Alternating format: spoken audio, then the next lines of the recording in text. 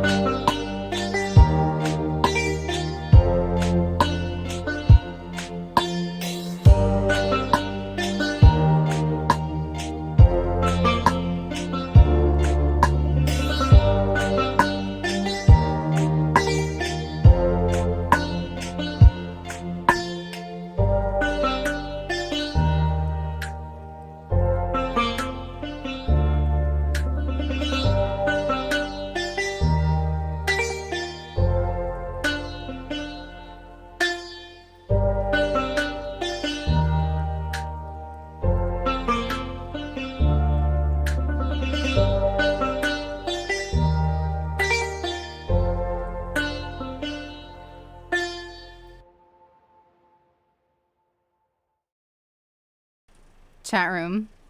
Hello, how are you? I hope you're all doing very well. It's good to see you. Fancy Frog over on YouTube. I'm talking to you too. Not just Twitch chat. I did my hair and it fell and it's not as cute as it was earlier. Let's go. Hi everybody. Oh shit, I also forgot to put my keyboard away, so you have to watch me do that, I guess. I mean, like, I guess I could hide it. I could fucking BRB, and then all of a sudden, it's like a magic trick. It's like peekaboo with kids. What is even happening? Where'd she go? What happened? What's... Oh my god, it's different? Question mark, exclamation point? So just so you guys know, my desk destroyed itself. I have shit held up by tape and stuff. Like, my setup is not good. My setup is not good. Like, so it's taped and it's been super hot. And I think that all the adhesive on the tape melted. So, like, my webcams were all fucked up. Just, it's been... No, it wasn't the shelf, even though the shelf is breaking. I'm getting a phone call. It is 11. We've got to answer this. Hello? This is an exclusive announcement from Costco Travel. Your telephone... Why is Costco calling me at 11 p.m.? Five-star hotel. For further details, press 0 now. If you wish to be placed on the do not call list, press 2 now. Sure thing, chicken wing.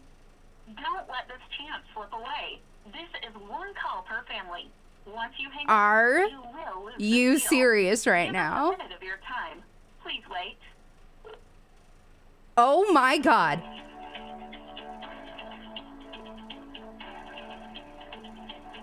I pressed the button to be put on the do not call list and it connected me to an operator anyway. Oh no, this is happening. We're doing this.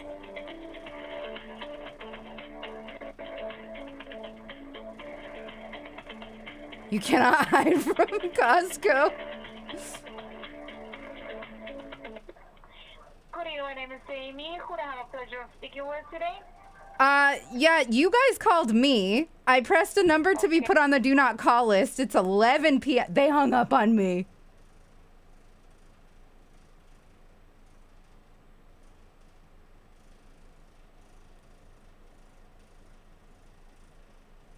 I am blown away.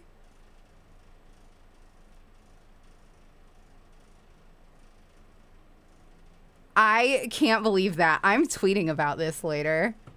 Call him back. I probably wouldn't get the same, but was I being mean? I feel like I wasn't even being mean. So good news and bad news. The good news is we're starting Bear Taffy's Bear today. The bad news is that the yarn is a fucking fright. Sparta got a hold of it. Whoa! Hi! How are you? Zaya Phelan. It's good to see you. Please tell me if I'm mistaken, but we know each other, right? Like, we talked a bunch of times back in the day, and you made a game, and I covered it and loved it.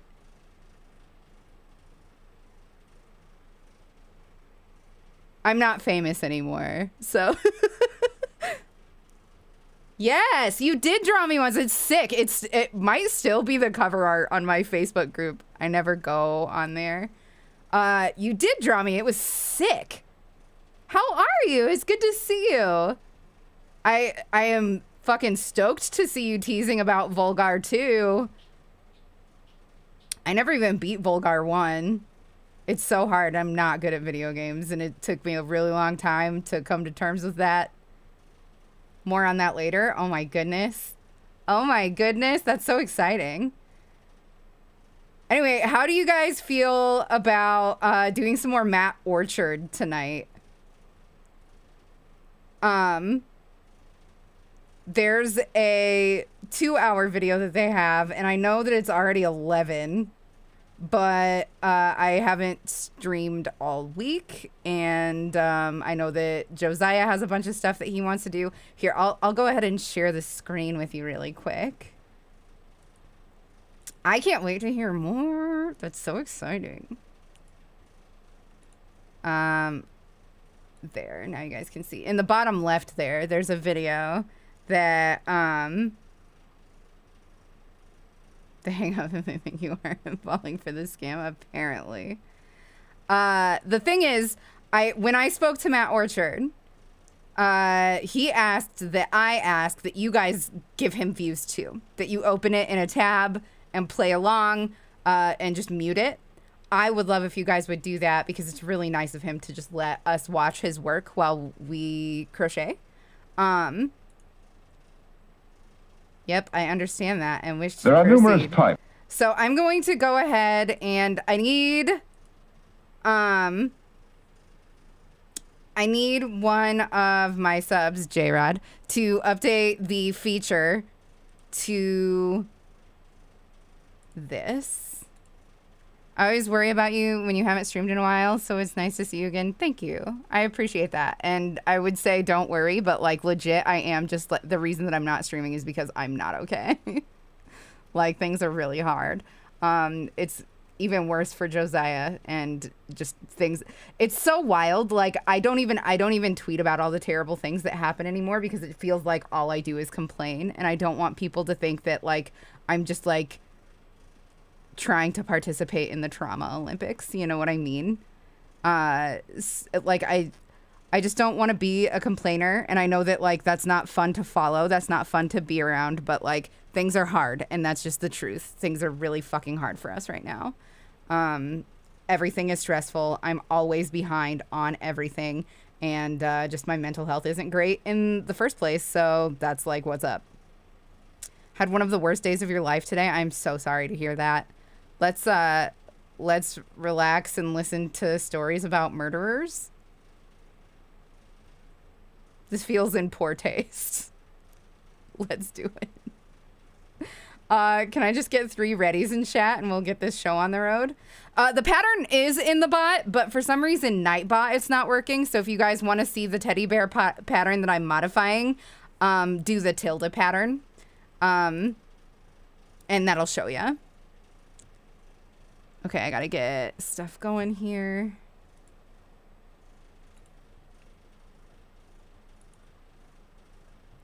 Three readies. Thank you, Fancy Frog. That's just life, though. Old Japanese proverb, get knocked down 7 times, then stand up 8. Keep doing that, and the good stuff comes, and before you know it, you are old like me. I will do my best. I am old like you. I feel aren't we the same age? I thought we were the same age. I'm 36.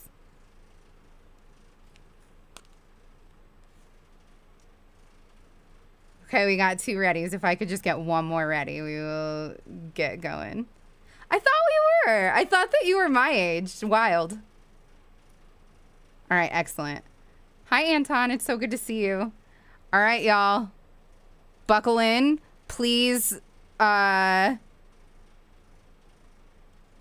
change the feature. Just do tilde change feature, and then the link, and then exclamation change feature, and then the link. Sorry, J-Rod. I fucking hate having to do the bots. I just can't. I can't learn it. Like, that's the only thing that I know because Kool-Aid pinned it for me in the mod chat. Of law enforcement agencies, anyway, including village, here we go, county, y'all. state, and city police. City forces employ the largest number of men, and it is here that all typical major police activities are found. Protective patrolling is one of the major activities. Officers are assigned districts or beats which they patrol on foot or by motor. A patrolman's job is to observe Thank you, everything. J-Rod. The people, the buildings, and the vehicles. It doesn't matter at a certain He is point. on the It's like your lookout for kid, possible then violations ageless and until for around conditions 65, which may endanger then the your butt safety of falls people out. Yeah, or property. absolutely. All right, how is sound balancing? So it seems like this might be a little bit loud. Going home to I'll turn this down. Yes, I am. Though it may seem difficult to believe now, as recently How's as that? 2014, Is this better? the United States of America was in It a should state be a of lot more severe balanced civil now. unrest. At the heart of this turmoil was a profound feeling among many of Excellent. the Thank populace you. that even decades after the progress made by the civil rights movement of the 50s and 60s, unofficially there remained 2 separate classes of citizen under the law. Those who public officials and law enforcement would strive to serve and protect, and those whose basic rights, or even very lives, they would treat with utter disregard. What dictated which one of those categories you would All right, fall my yarn's a into? mess, Wealth, so I'm gonna education, maybe and have to like overall take social pauses standing to were like certainly not get factors to be snags dismissed, and stuff but many out. social justice advocates But would charge that there was if you one want to variable follow along, that you even need a in the 3.75 21st and some century would worsted still weight, render you a second which class is gonna citizen be in the tough. eyes of some public servants. We're starting no with the matter what magic your other ring, attributes may be. and The doing colour of 6 your crochets skin. in it. In an age Right with the now, ubiquity of please don't tell smartphones him, has created but I'm making a teddy situation bear in which for Bear virtually every Taffy. member of the It's gonna public be has a like video camera on his. them at all times. A constant flow of I'm gonna footage model it depicting after excessive police his force toward logo, African but I'm gonna Americans make and it serve to the bottom further part. inflame the I'm making it in sense this of racial white, discrimination. Please don't shoot and us. I'm making it have like a swirly pointed tip so that it's like a ghost, so that it's creepy crochet still, but also it's a gift for Bear Taffy.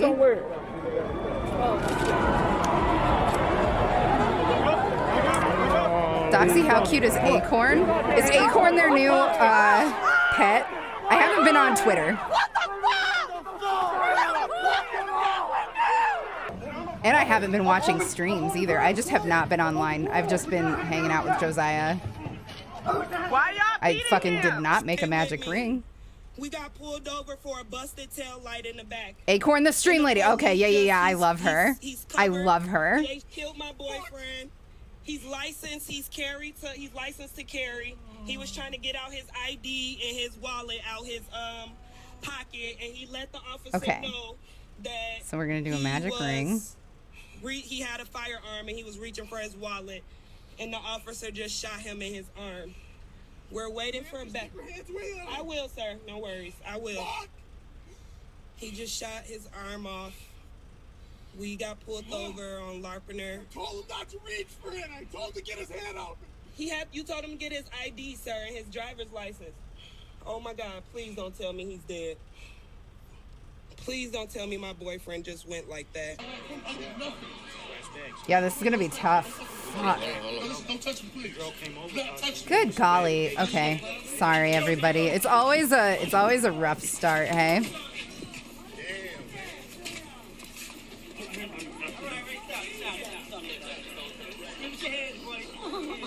Put your hand behind your back. I can't breathe. I can't breathe. I can't breathe. I can't breathe. I can't breathe. I can't breathe.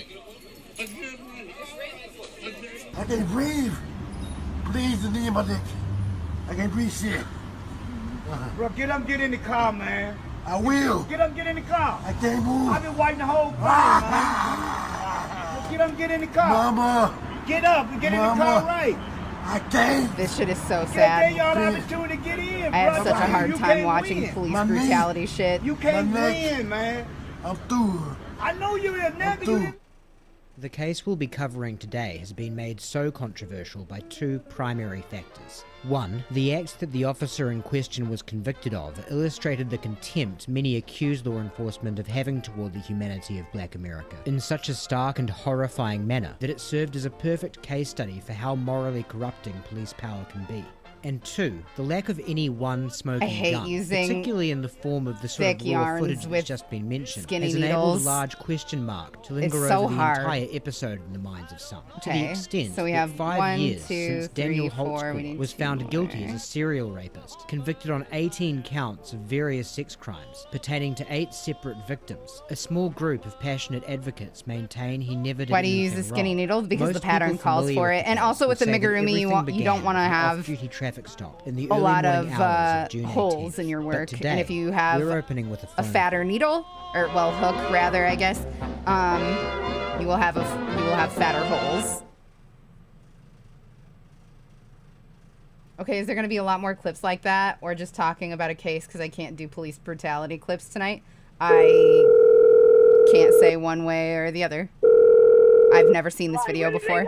Oklahoma City 911, what's your emergency? Hello? Hello? Hello? Single crochet increase in each round. No sweat. I guess it wants me to spiral because it didn't tell me to close it. I feel like Can you hear me? Yes, sir. Where are you? I'm on 23rd and Kelly. Okay, you're at a house or are you at the intersection? I'm at the Valero on 23rd and Kelly. What's going on there, sir? I see a friend of mine. She was walking down Kelly's side, falling in the street, so I gave her a ride. I was going to take her home to a grandmama's house, but she wouldn't get out. So she told me to take her on 23rd. And I've been trying to get her out for the last 30 minutes, and now she's saying. Okay. Are you in the Valero? Pardon? You in the at the Valero? Is that I should right? probably Yes, sir. What kind of car are you in, sir? mark my I'm first in a stitch for now. 1992 Acura Legend. What color? It is tan. She's tearing the inside of my car up. She's drunk. What's your name, sir? My name's Christopher Shelton. Yeah, she's got yanking stuff out of my car. What's her name, sir? Her name's Terry Lynn Morris. She I'm white, starting black, over Hispanic, one more or Indian? time, boys. It She's doesn't black. want me to. How old I is she? fucking okay. She's tearing my car Give me a up. second, and I'm just gonna get these first 6 done close to my face. Man, she's throwing stuff at me. I told you I was there. She wasn't getting up. She's hitting on me and everything. She drunk or on drugs? Oh my purse. Christopher, is she drunk or on drugs? There's something wrong with her. I just want somebody to come get her. I don't hit women or anything. That's what. What color shirt and pants you wearing? She got a black dress on. Look like she needs I was trying to help her every day. Yeah, she's throwing my darn CDs out. Okay. Yes, sir. The officer's already driving to you. 1. Yeah. Look like you need an ambulance. She just tore my stereo apart. How you trying to help me? They're on their way here, Terry. Yeah, already. You done tore up my darn. So you can call the people, the same motherfuckers that raped me. I don't know. 3. I don't even know the police. Could you hurry up here, sir? Sir, I'm not driving. The officer's You know, when driving, they okay? do stuff, because it's fine. Let me describe the police that raped me the other night. Yeah, you should see them very close. Very soon. She just tore my radio out. Because, yeah. Here he is. Do I need to stay on the phone?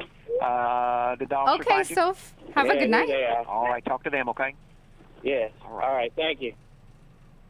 Terry Morris will go on to be one of the key 1, accusers 2, in the case 3, against 4, Daniel 5, Holtzclaw. 6. She was not the Perfect. first victim in the chronology of the And case. then I guess nor we was she do the have first put Officer to Holtzclaw on the radar join. of the Oklahoma It City doesn't Police say Department. to, What but makes Terry Morris's recorded accusation that she was raped by an on-duty police officer so significant is that it was made a little less than a month before the incident that did spark the investigation. She made it without being prompted. She made it at a time when she would have never heard the name Daniel Holtzclaw, and there were certainly no news reports circulating the city about an officer using his position to sexually assault African-American women. The importance of all of this should already be self-evident, but it will become even more significant as you continue to see how this case unfolded. Hi, So keep Shifty the phone Squid, how call are you've ya? just heard in the back of your mind. Now here's where the story typically begins. In the early morning hours of June 18th, 2014, Oklahoma City police officer Daniel Holtzclaw pulls out of OCPD Spring Lake Station. He's just wrapped up his 4 p.m. to 2 a.m. night shift a fraction early with a few minutes till Skinny 2, hooks, having man. been released by his supervisor.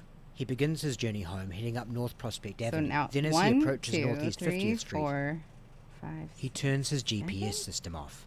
This is a breach of policy, as it essentially takes the movements and locations of officers and their vehicles completely off the grid. And Holtzclaw's decision to do exactly that became the cause of much suspicion in light of the allegations of what We have he to do went on to 2 do in just each of minutes these later. But for exactly where 1 Holtzclaw's for a patrol single car was crochet located increase at all that around. time will certainly never be in dispute. Because by all accounts, at approximately I have to 2 put a.m. kids to bed. on Is the it okay corner to of tweet out your North stream? Lincoln I would love if you Boulevard and would. Thank you Northeast so 50th, much. Just a couple of blocks from where he had turned off his GPS. No, Daniel fame! Holtzclaw Justin, did thank you pull so much over for the a raid. It's Pontiac good to Grand see you. Am How driven are by you? 57-year-old I love Jamie the Mushroom Liggins. Butts cup. By I love it Holtzclaw's so account, much. He It decided is to pull Liggins over one of my after favorite observing him making mugs. a sudden swerve All right, as they we'll be approached the here. lights at the intersection, and he suspected it may be a drunk driver. The traffic stop lasts for about 15 minutes, 1, at which point 2. Holtzclaw cuts Thank you Liggins so much loose for the raid. without so Everybody much should as a go ticket, though follow he does tell her that he will follow her home, Justin which he at then No Fame reneges on shortly Podcast. after they begin driving again. Holtzclaw Please, heads by north all off of the means, Interstate 44 highway, drop your continuing his journey links, home, while Liggins Justin, continues west on the 44 toward her daughter Marisha's house. And when she arrives that there, Mushroom she wakes Butts her cup daughter that I up showed you guys the frantic other with a night vivid and is his harrowing account merch. of an interaction she's just had with an OCPD officer, an account that her daughter insists she share with the police without any further delay. Janie and Marisha They Liggins have then get into Marisha's car, along a with stream that they Marisha's do with boyfriend video and her 2 young games, children. and they From also there, the group have a drive to the podcast Spring about Lake, D&D. Oklahoma City Police Station, which according to Liggins seemed void of any activity at that hour in the morning, and so they drive out of the parking lot and back up toward where they came from. Minutes later, at around 3:40 a.m., they find what they're looking for. 2 OCPD officers, situated in a parking lot off of Lincoln Boulevard, literally just up the road from where the infamous traffic stop occurred, are flagged down by Marisha and Janie Liggins. Marisha immediately reports that not even 2 hours ago, her mother was raped by a police officer. Shortly thereafter, Kim Davis, the on-call detective for the sex crimes unit at the time, is contacted by phone. Detective Davis instructs the officers to transport Liggins to Southwest Medical Center. Once at the hospital, Liggins undergoes a rape test and writes out an account of the incident. Not long after that, Detective Davis arrives. About and as well as it from can be going right now. This is what she alleged. Justin. Okay, so 9, While driving 10, along 11, Northeast 12. 50th, she noticed Oh a yeah, vehicle that's perfect. driving Okay. behind her, All right, which it then worked out. pulled up to her I driver's shouldn't be side, confused which point for she the noticed rest it was a of police car. this Then, part of the pattern vehicle at fell least. back behind her, turned on its overhead lights and pulled her over. A police officer got out of the car, approached her vehicle and alleged that she had been swerving, which she denied. The officer then had her step out of her car and took her back to his all-black patrol vehicle. He said she looked as if she had been drinking, which she also denied. We are watching Matt Orchard.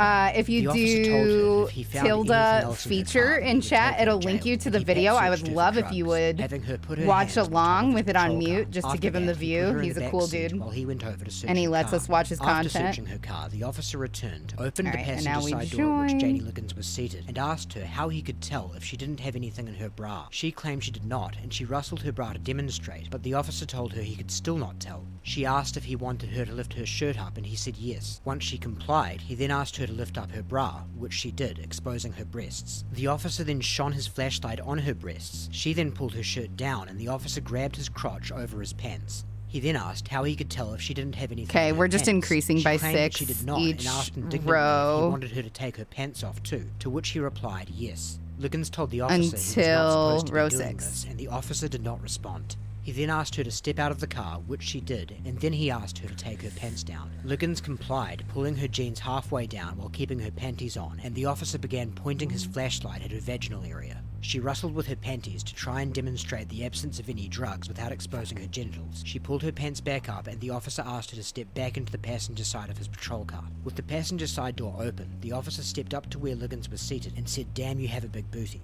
He then unzipped his pants, took out his erect penis through the zipper hole, and asked her to turn toward him.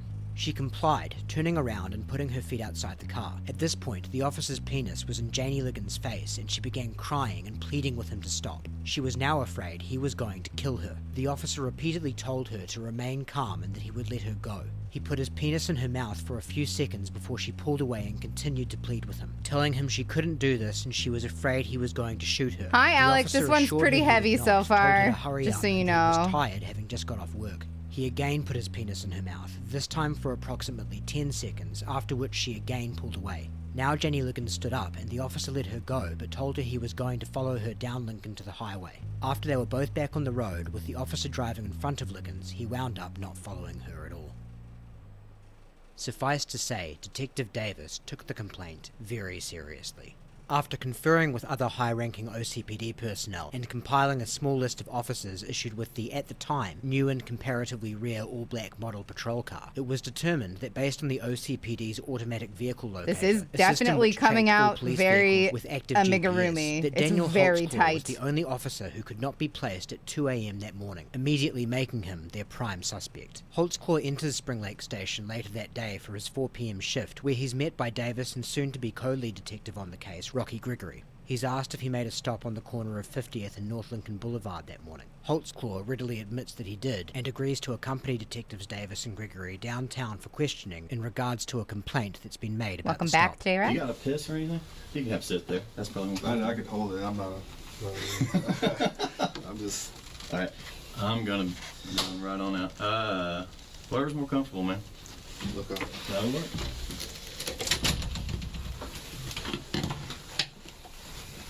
One of the most basic tactics in interrogations is to make the suspect's chair uncomfortable, especially relative to the investigators. In this instance, though, it's safe to assume the detectives did not deliberately plan for Holtzclaw's chair to be literally too small for his 6'2", 260-pound frame. That's a big boy. No chair for me. Let me bring a chair. There's no chair. I was gonna say there's a chair. I was gonna say there's a chair. Right No, there. that I had back surgery Okay. a year ago. Rocky's coming, but he ain't here yet. and I had a back fusion. Oh, this is about the only chair I can sit in. I don't know what. Your backs? Yeah, It just does. think go relax. Well, no, it gives. It's very giving. I'm turning this off because I don't want this bugging us. Okay. Rocky's coming, but I'm gonna do this and he may walk in here in a minute and get this done. Now I know you're an officer, and I know you've seen these 1,000 times and you've read them yourself. Right. You still ask me any questions if you have one. Right. Okay. Don't be embarrassed of that. Right. Okay. I think I'm already embarrassed. Why are you embarrassed? Why? Tell me why you're The embarrassed. station deal, so. Nobody. Well, I mean, there's rumors flying. I know, and we tried to do that as kind of quietly as we could, and that's why we took you out the front and stuff. But this is gonna. It's far too warm make to the rumors sleep. go away. Oh no. Okay. That's For the you. worst. The rumor I have a tomorrow is really gonna be hard on time somebody else. sleeping when it's too Does hot. that Look make at this sense? So let's fucking get 'em mess off of I you have to deal with. and get them on to somebody else and get this over It's with. you can't even see. It's Okay. It's brutal. All right. Having This these is rights not in gonna mind, be fun. This is do gonna you be wish to talk to me and us really at fucking this hard time to deal without an with. attorney Yes. present? Okay. Right. Yes. Right there.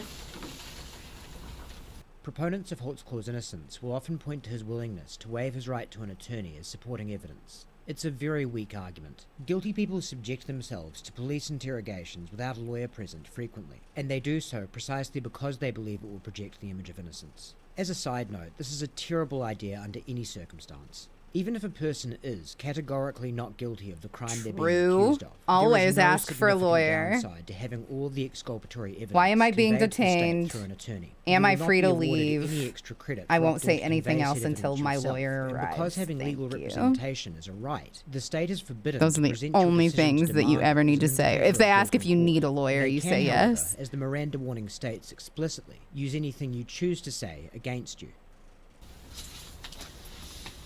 Okay. Look, just like we talked in the car. You haven't heard any rumors. I haven't heard any rumors. So when I walked in the station, I see Captain leaned over. Not unusual. The captain Oh, lifted wait. me. But, Sorry, I have to. I've seen you in the cabin. I've never Shane seen one. you. And so. Well, nobody. But I haven't heard anything. Okay. So I'm just looking at go. You had said, and we told you that there was a traffic stop. Right. That somebody made some allegations against an officer. Right. They don't know the officer's name. None of that. And you said that you See you made a later, traffic Dragon Run. stop Have a good after one. work, Yeah. but you didn't call it in. I didn't call it. Where was that? It was about Northeast 50th and Lincoln, just to the west. Okay. Tell me about that stop. I was going westbound on Northeast 50th, probably a block just east of Lincoln. We're on I see a red fours Grand if Prix you follow or Doxy Grand lingo. Am in my right lane, and the outside lane, I'm in the inside lane. The car swerves, and so at the time I'm thinking, okay, it's probably a drunk person, or maybe got excited because they saw a cop. 6. So I kind of fall behind it, kind of drifting just a little bit, not crossing lane lines, nothing crazy. So I lighted up because at first the traffic violation I saw at first when it swerved. That was just west of Northeast 50th and Lincoln. 8. And then made contact. It was a black female. Asked for license insurance. Stated that she didn't have insurance. Gave me an ID. A 100% recovery. That's good. I'm happy to hear license. that. She said no. Willow. I just got off work. I mean, what's the deal? Hi, Fred. You know, why are you swerving? And she says, Hope things are getting I'm just better trying to for go you. home Not to Ann Arbor-ish. They're on not the gonna. northwest side to see your daughter or something like that. at least not for a long time. So I asked, is there anything on board? But I as far as appreciate the vehicle? sentiment Is it okay very if I much. search your vehicle and whatnot? She said, the only thing that's inside there is a Kool-Aid cup. I'm like, is there anything inside of that Kool-Aid? Is there liquor or anything inside that Kool-Aid? She's no. I'm like, okay, is there anything else inside there? She says there's pills. I'm like, is that the only thing? And then, Okay, perfect. so I said, can I have permission to search your car? She says yes. I go inside the car, I see a lot of pills. But What kind of pills? I didn't really. Like scattered pills or in a bottle? She said it was pill? hydrocodone pills, but I just quickly looked at it, and I think I saw her name on the prescription bottle, so I didn't Oh, so it was a bottle. Right. Okay. There were several bottles in her purse. 11. And then so at that time, I just returned back to her. It's like 12. Okay, I saw your pills. I didn't see any alcohol. I sniffed the. Yeah, this is gonna be the part that's gonna be the teddy bear's I'm nose. like, okay, I'm just off Like work. his I'm tired. whole entire snout, Get his your mouth license and taken care nose. of. Just mine. So she didn't have a driver's license? She didn't have a driver's license, and I was just like, go to DPS, Department of Public Safety on King, get that taken care of. And I cut her loose 13. after that. Okay. Then where'd you go? I went straight home. 14. Do you remember her name? It was on the prescription. I don't. Okay. Do you make traffic stops normally after work? I don't, but in that case, I 15. saw her swerve and whatnot. So Oh, golly. I just I mean, accidentally. me, I don't- This is one of the issues I with know, the I mean, skinny people hook constantly fat say that yarn also, is that yeah, like whatnot, to have, sometimes I get vision, overzealous and my whatever, hook I just felt like I needed rockets that out of the yarn. Okay. How was she? Was she respectful? Was she? She not? felt like she was nervous and Fuck, whatnot. what and I'm number like, was why are I you on? nervous? And she was even crying. I'm like, why are you crying? Why are you nervous? Whatnot. Was she drunk? Did you think she was drunk? I think she was. 3, 4, 5. I think she was. 7, 8. She drank, but I don't think 9, she. 10, 11, with 12. my experience, I don't think she was. 13, past 14, legal. 15. Okay, Right. we're on 16. Did you run her through Unit 800? I didn't. You didn't. So, did you run her on your MDT? No, I didn't. All my stuff as far as that, because I didn't even call it in and say I was a traffic stop. My computer was off and everything as well. This is my first Did you shut time it off? making a Yeah, stuffed, on 50th, I had turned it off. Traffic stops, basically. like amigurumi object. Detective Davis now has Holtzclaw describe his version of precisely how the traffic stop transpired, searching for discrepancies, similarities, and significant omissions between the 17. series of events that Liggins has described. Besides the expected omission of the assault, Holtzclaw's detailing of the encounter will largely mirror Liggins's. He pulled her over on the corner of 50th and Lincoln, told her he pulled her over for swerving, asked if she had been drinking, put her in the back of his vehicle and searched her car. He denies that she exposed her breasts, either voluntarily or by request, and that he searched her with her hands on the back of his vehicle. But he states that he did perform a limited frisk over her clothes on the back of her waist just area, and stupid asked her people, to you're lift her not shirt wrong. a little above her waist. Okay. Then, when you went back to her, what happened? When I went back to her, I was like, okay, I smell 21. the alcohol on your car and your juice thing, and I'm like, what's the deal? Are you really drunk or not? 22. And she's like, no, I'm just trying to go back home. And at that time, I was like, okay, but I'll go ahead and follow you. I said, I'm not gonna take you to jail. I'm tired. I'm not gonna take you to jail. I'm going to follow you, and let's go back to 44. And you head westbound on 44. 24, So and that's the what end we of did. this Did you follow her? round. Actually, when I went behind her and we got in the car, she took forever, and I started getting annoyed. So I just U-turned it, and I went ahead, and I saw her in the back view of my rearview mirror, and she was following at 44. But then I took off going northbound on Broadway Extension, while she took 44 to go west. So you were able to see her do that? Yes. And go. And then did you lose her when you got on Broadway? When I went to northbound on Broadway, and she went 44 west. Okay.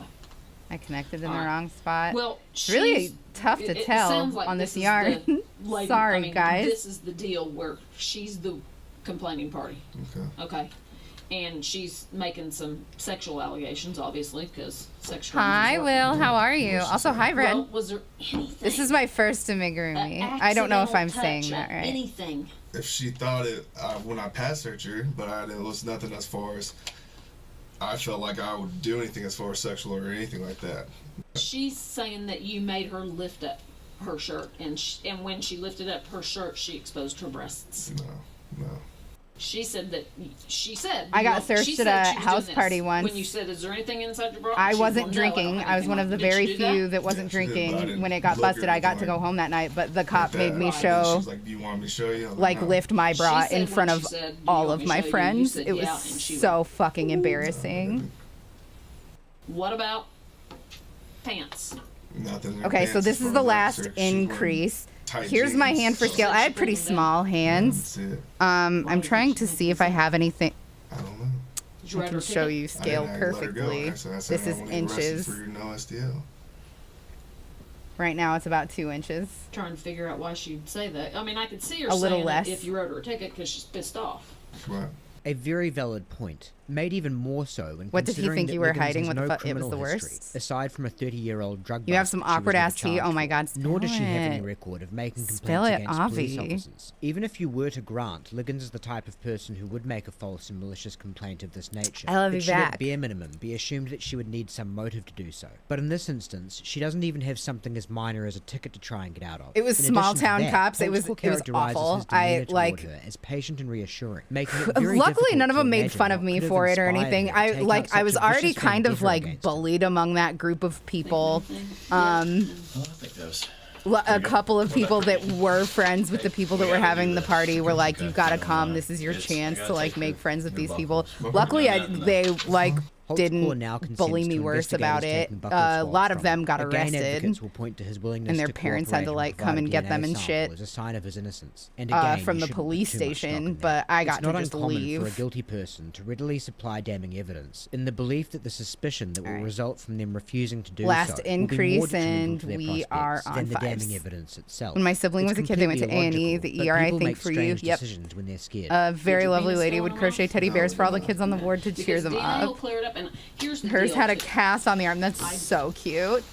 That's really sweet. We can fall on the sword Okay.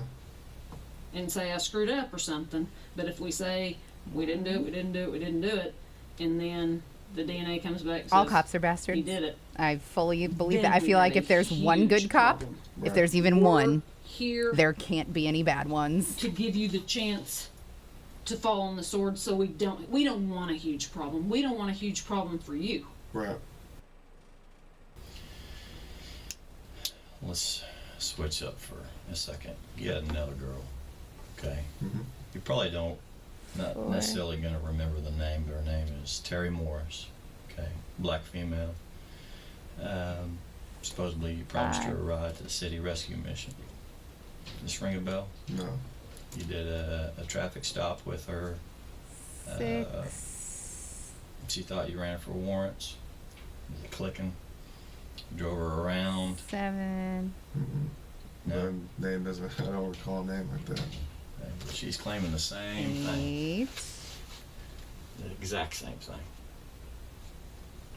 And here again, for whatever reason, things are pointing at you again. Right. Now this was before even this incident this morning. Traffic stop, not logged in, all that stuff. This morning? No, this has been a little bit. My ago. boy. She was here just How are a ya? couple of weeks ago. Good to see ya. Okay. Inspector Gadget. Anything? I don't. And I'm remember- not so you sure remember he wasn't diddling I that don't dog. recall Oh, a name jeez. of Terry Morris. Well, I wouldn't remember. What Name. number was I About on? Black female Fucking downtown, city sicko. rescue mission. That's what I was trying to. You're right, jog though. your memory. Dun-dun-dun-dun-dun-dun. Woo, I woo. didn't say you made it. Go, Gadget, Have you go. promised anybody a ride? I haven't asked anyone asked me Da-da-da-da-da-da. to see rescue mission. No, How to- she didn't have to ask I talked you. to your Did you grandfather offer to on take the phone anybody to today. city rescue mission? No, I don't. I miss my dad offer very anyone much. to It was really nice to talk to him for a second. I don't, Don't want to be on 1, the clock. 2, I don't 3, like going over to 4, the city rescue 5, mission or anything like that. 7, 8, 9, How 10. about Okay. any stops of a person just walking, even just downtown? Anywhere downtown? No, 11. I don't. In spring, like I don't go downtown. Do you run everybody that you come in contact with? Majority of the time. 12.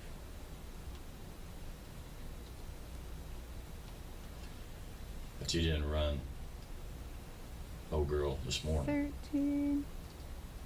The 50th. in Lincoln. No, I didn't. I didn't run her. 14. The other girl that he's no. talking about is kind of making the same allegations, and that's weird. 15. Doesn't look good. I mean, I doesn't wanted look to good. be Doesn't friends look with good, Penny No, so bad.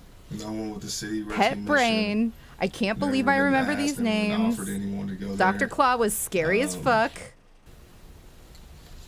Are you circumcised? I'll get you next time, Gadget. Ask him.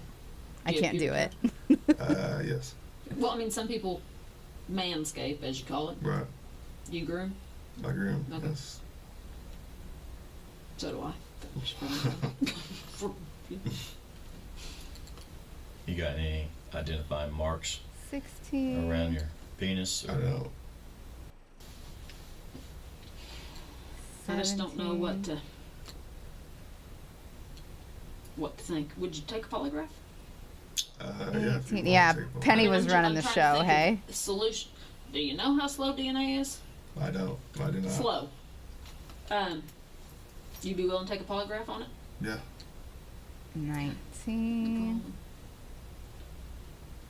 Increase Get that set up. 20. There's a slightly crestfallen tone in Davis's voice as she mentions getting a polygraph set up. I mean, I was really kind of hoping that it would undergo the test. This is because she knows no. You know how polygraph sometimes when technician you is on crochet site in a at this circle, moment, it and gives you barring that the like unlikely outcome of an outright hexagon confession, look, like that Holtzclaw will not be cornered in their look. custody immediately after this Wish it didn't. interrogation has concluded. I'm assuming that's a One of the US first Canada things he's show, but it almost sounds certain cool. to do Yeah, at that point definitely. is secure an attorney who will, if they're remotely competent, not allow their client to subject themselves to a polygraph. And that's precisely what happened. The very next day, Davis will call Holtzclaw to let him know she has arranged a polygraph that same afternoon. Holtzclaw will then refer her to his new attorney, who will promptly put a stop to those plans. When was the Hi, last babe. shower you had? Took a shower before work. I know, isn't he so cute? I love you, babe. When you went home, was anybody home? My girlfriend was home. Do you live with her? Huh? No, she doesn't. She just stayed. Did you get laid? Messed around, yeah. What's messed around? Sex? I guess. We were all adults. We almost had sex, and she was tired. What'd you do? So my penis went around her vagina, and then 24. maybe went a little bit in, and then she pushed me off and said, "No, we don't want it. I'm tired." I was like, "Okay." 25. Only 5 more, Why'd you log gang. off? And then we do just 2 always log regular off. You're rows. supposed to stay logged on until you get home. I always log off. Do you keep your police radio on when you go home? Yeah. Okay, so you're I listening. think I had my radio on. Yes. Do sometimes you turn them off? Yeah, I do. Sometimes. That's not good officer safety. What if you drive by an armed robbery? That's true too. Yeah. I mean, or what if you drive by an officer that needs backup and you're right, That's right. there and you didn't hear it? That's right. I'll give you my mommy lecture. 27. So you always log off when you're done? Majority of the time, yes. Okay. When you bring her to the passenger side of the car, here's her car. I'm not a good artist either. And here's your car. Mm-hmm. Okay. So you bring her over here. The back, right. Okay. Is this where you're having your conversation the whole time? The whole time when I step out of the car, I'll always talk to him when you got anything on you. So as we're walking there, I'm like, okay, anything on you? Have you seen what they've done to Okay, Scooby-Doo? My poor careful, boy just didn't put deserve it, pat the you down animation. while I she's haven't. Put pat her down. Cartoon about an inspector that had gadgets installed in his body. He's a goof that always messed everything up, though, just not quite getting the situation. And his kiddo and his niece Anything your shoes. and dog were the real Try to take inspectors off your behind the shoes, scene, what do you keeping do? him safe. Just Yeah, get inside the 100. car. That's a very That's good Proceed to description. ask anything on Okay, board. so she got inside the car. She got inside the car. Did you go get in the car and talk, or did you stand there with the door open and talk to her? I think I did get inside the car for like a quick minute and just see what's the deal. It's just talking to her and whatnot. Did you That's see her it. belly? Maybe some fat rolls or something. I don't know, but nothing Right, like but I mean, was could you just- see skin? Yeah, I saw skin. Yeah.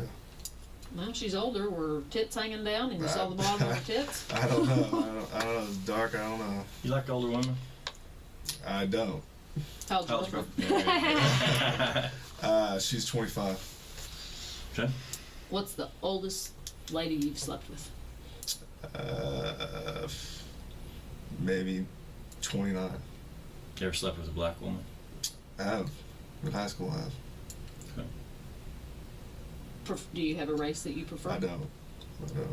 Although whether or not Holtzclaw has a penchant for the type of woman in his victim profile may seem of fundamental relevance, it's actually completely immaterial in a case like this. As it happens, Holtzclaw did not have any history of exhibiting sexual desire for older African American women. All of his girlfriends had been around his age and there was no pattern of racial preference. But while rape is a crime I am sometimes driven by the so perpetrator's frustrated lust by for someone who will not engage this with them in webcam consensual situation. intercourse, that's far from the only motive. A rapist motivated by sadism is driven by a desire to humiliate their victims. There we go. Or even punish them as a sort of proxy for a personal All right, so brute now test. we just do Did she 2 ever rows ask you of single if you were gonna crochets. shoot her? She did. She was talking about a pistol all the time and talking about guns and whatnot. And then it's done. And I'm like, down. this I'm part like, I'm not anyway. gonna shoot you or I'll still anything have like that. to like make the head and the body. At this time, the interrogation has been going I'm on gonna make for a little little hat over an for him, hour. too. Liggins told Davis she had expressed her fear that the officer was going to shoot her, and Davis has deliberately not prompted that detail from Holtzclaw Hi, up Nocto. until How this are you? point. When she finally does, Holtzclaw immediately confirms that aspect of the encounter. It's a very strange detail for him to have withheld for this long, given the relatively mundane nature of others he's disclosed. Okay, a couple things. We powwow and then we All keep right. you. The gal was talking about that Terry Morris, the other person. Okay, you're saying the same thing. Okay. Like say it was downtown. She was walking. Okay, so when I say stop, that's you see like a voluntary contact. Right. Okay. Here, think of a cross between this is one picture and this is her. She look familiar? No. No. Now you stopped her for sure and ran here on a different day. It was May 8th. This is not a bluff. Holtzclaw did come up as having run Morris through the OCPD's Varuna database on May 8th at around 9 p.m. Holtzclaw's GPS data also showed he was on patrol on the night of May 21st and that he was located downtown during a portion of that shift. This is the night that Morris claimed the assault occurred. In the account she gave to the officers responding to Christopher Shelton's 911 call, Morris details an officer instructing her to unzip her pants and perform oral sex on him, threatening her with jail for outstanding warrants if she did not comply. She stated the officer pulled his erect penis out through his zipper hole and put it in her mouth for a short time before dropping her off at a nearby alley. The MO is remarkably similar to the Liggins accusation. Morris described it's like the officer almost as exactly white, the with darker same, except for skin, he only did it muscular once. build and clean-shaven, though she did place his age Instead at of around 40. twice. She says that you stopped her later on, like I say, later on in the month. Also, ouch. Kind of a downtown area. Does that ring a bell at all? I don't recall any of those pictures. I don't recall any of that. I love how they know, but he doesn't know they know. I feel like they're not really even pulling any punches. Like, Going back to this other they, deal. You're saying about 15 minutes. they're like, stop. they're saying How long do these you usually ladies take have on the traffic same stop? story. It Just sounds on like it average. was you. Maybe 20 minutes. Now, That's a long Maybe. time. Now, 20 minutes, and I'll give it to you. Just even doing the gang stuff and all that. Okay. 20 minutes. Now, that's going to be some It almost 800 sounds like time, he's right? bragging a little. Searching the car in detail, all of that. Okay, so doing all of that, all the He does running, sound very waiting in line, smug. And even on a search. Now, the question I have is we got a lapse of time here, so I'm kind of He's a get piece of better shit. handle on where the time went. You're talking about 15 minutes, no 800, no running on the computer. You shut it down, and you said it was just a quick little search of the car. Where's the rest of that time? Just talking to her. About what? Just see I mean, where you she's- go and actually just trying to get her to confess. Are you drunk or not? Like, are you been drinking? Because I could smell it when I was in the car, but I can't really get it. Well, what if she said yes? I'm drunk. I probably would have took her down. Did you do any I didn't tests? Do any, I didn't do any sobriety tests. Just from inside the car, smelling. Why would you not That's about it. do Maybe. any Maybe. sobriety Even tests that if you that'd be suspect just that she's within drunk and you a pulled minute or her two. I know over? it should be DRE, so that I know how long those questions will last. So then you switch on over. But Like, nothing. that doesn't add up, pal. Okay. Who all was home when you got home? My girlfriend, Carrie Hunt. You live with anybody else? No. Is she a policeman? No, she's not. Carrie Hunt. Carrie Hunt. What's her number? Can you go through my phone? Yeah.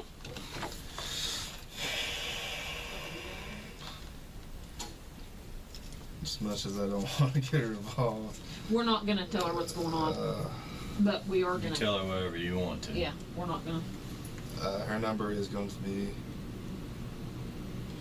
He's hiding brains in those arms. Agree. 918.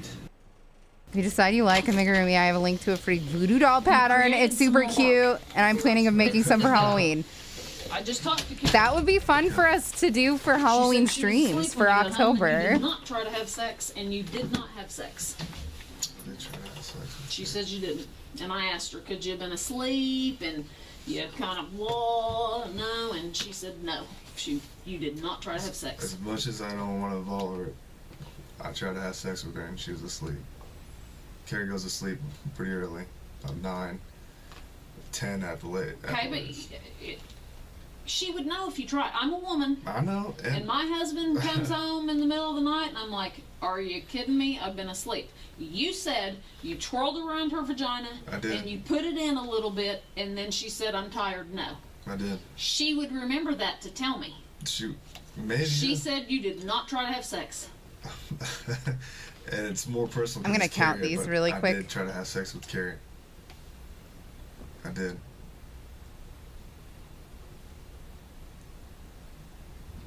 I don't know what to say. I mean, because it just looks like I just caught you in a lie. And now I don't know what to believe. I don't know, you're a dude. Does your wife get pissed off if you try to wake her up in the middle of the night? She had white thong on and a t-shirt. And Okay, you talk to him. I'm going to go call her again. Okay. Because right now, I don't believe it. Hey, the pants. You want me to bring him in? Yeah. In a plastic bag? Yeah. I mean, a brown paper sack. Okay, don't start yet. 1, 2, 3, 4, 5, 6, and that's probably her destiny or whatever. She's like, 9, 10, 11, All right, 12, 13, 14, Pants in this 15, bag and 16. just put the Fuck me. You know what? It's good enough. It doesn't matter that much. This is just the snoot. It's the final row. We'll be okay. I don't know if this shirt's gonna be big enough for you. Here, there you go, boy. I was gonna get a tie back, so I don't know where these came from.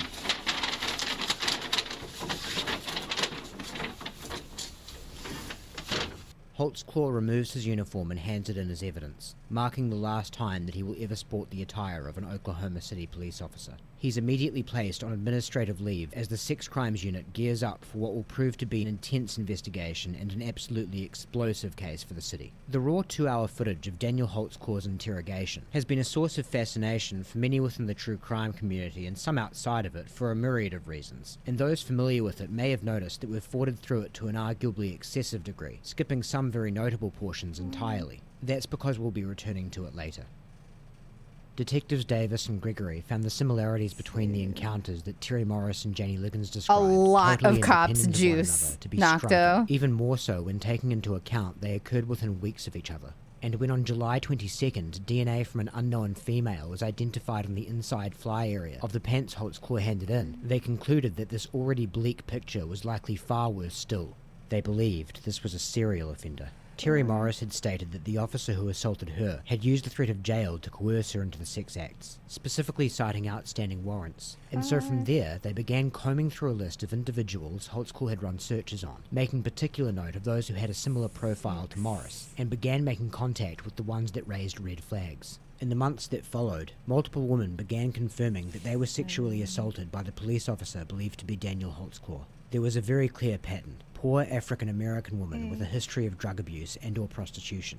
Including Morris and Liggins, 13 would wind up going to trial. Here are the accounts of the 11 not yet mentioned. Jeez Louise.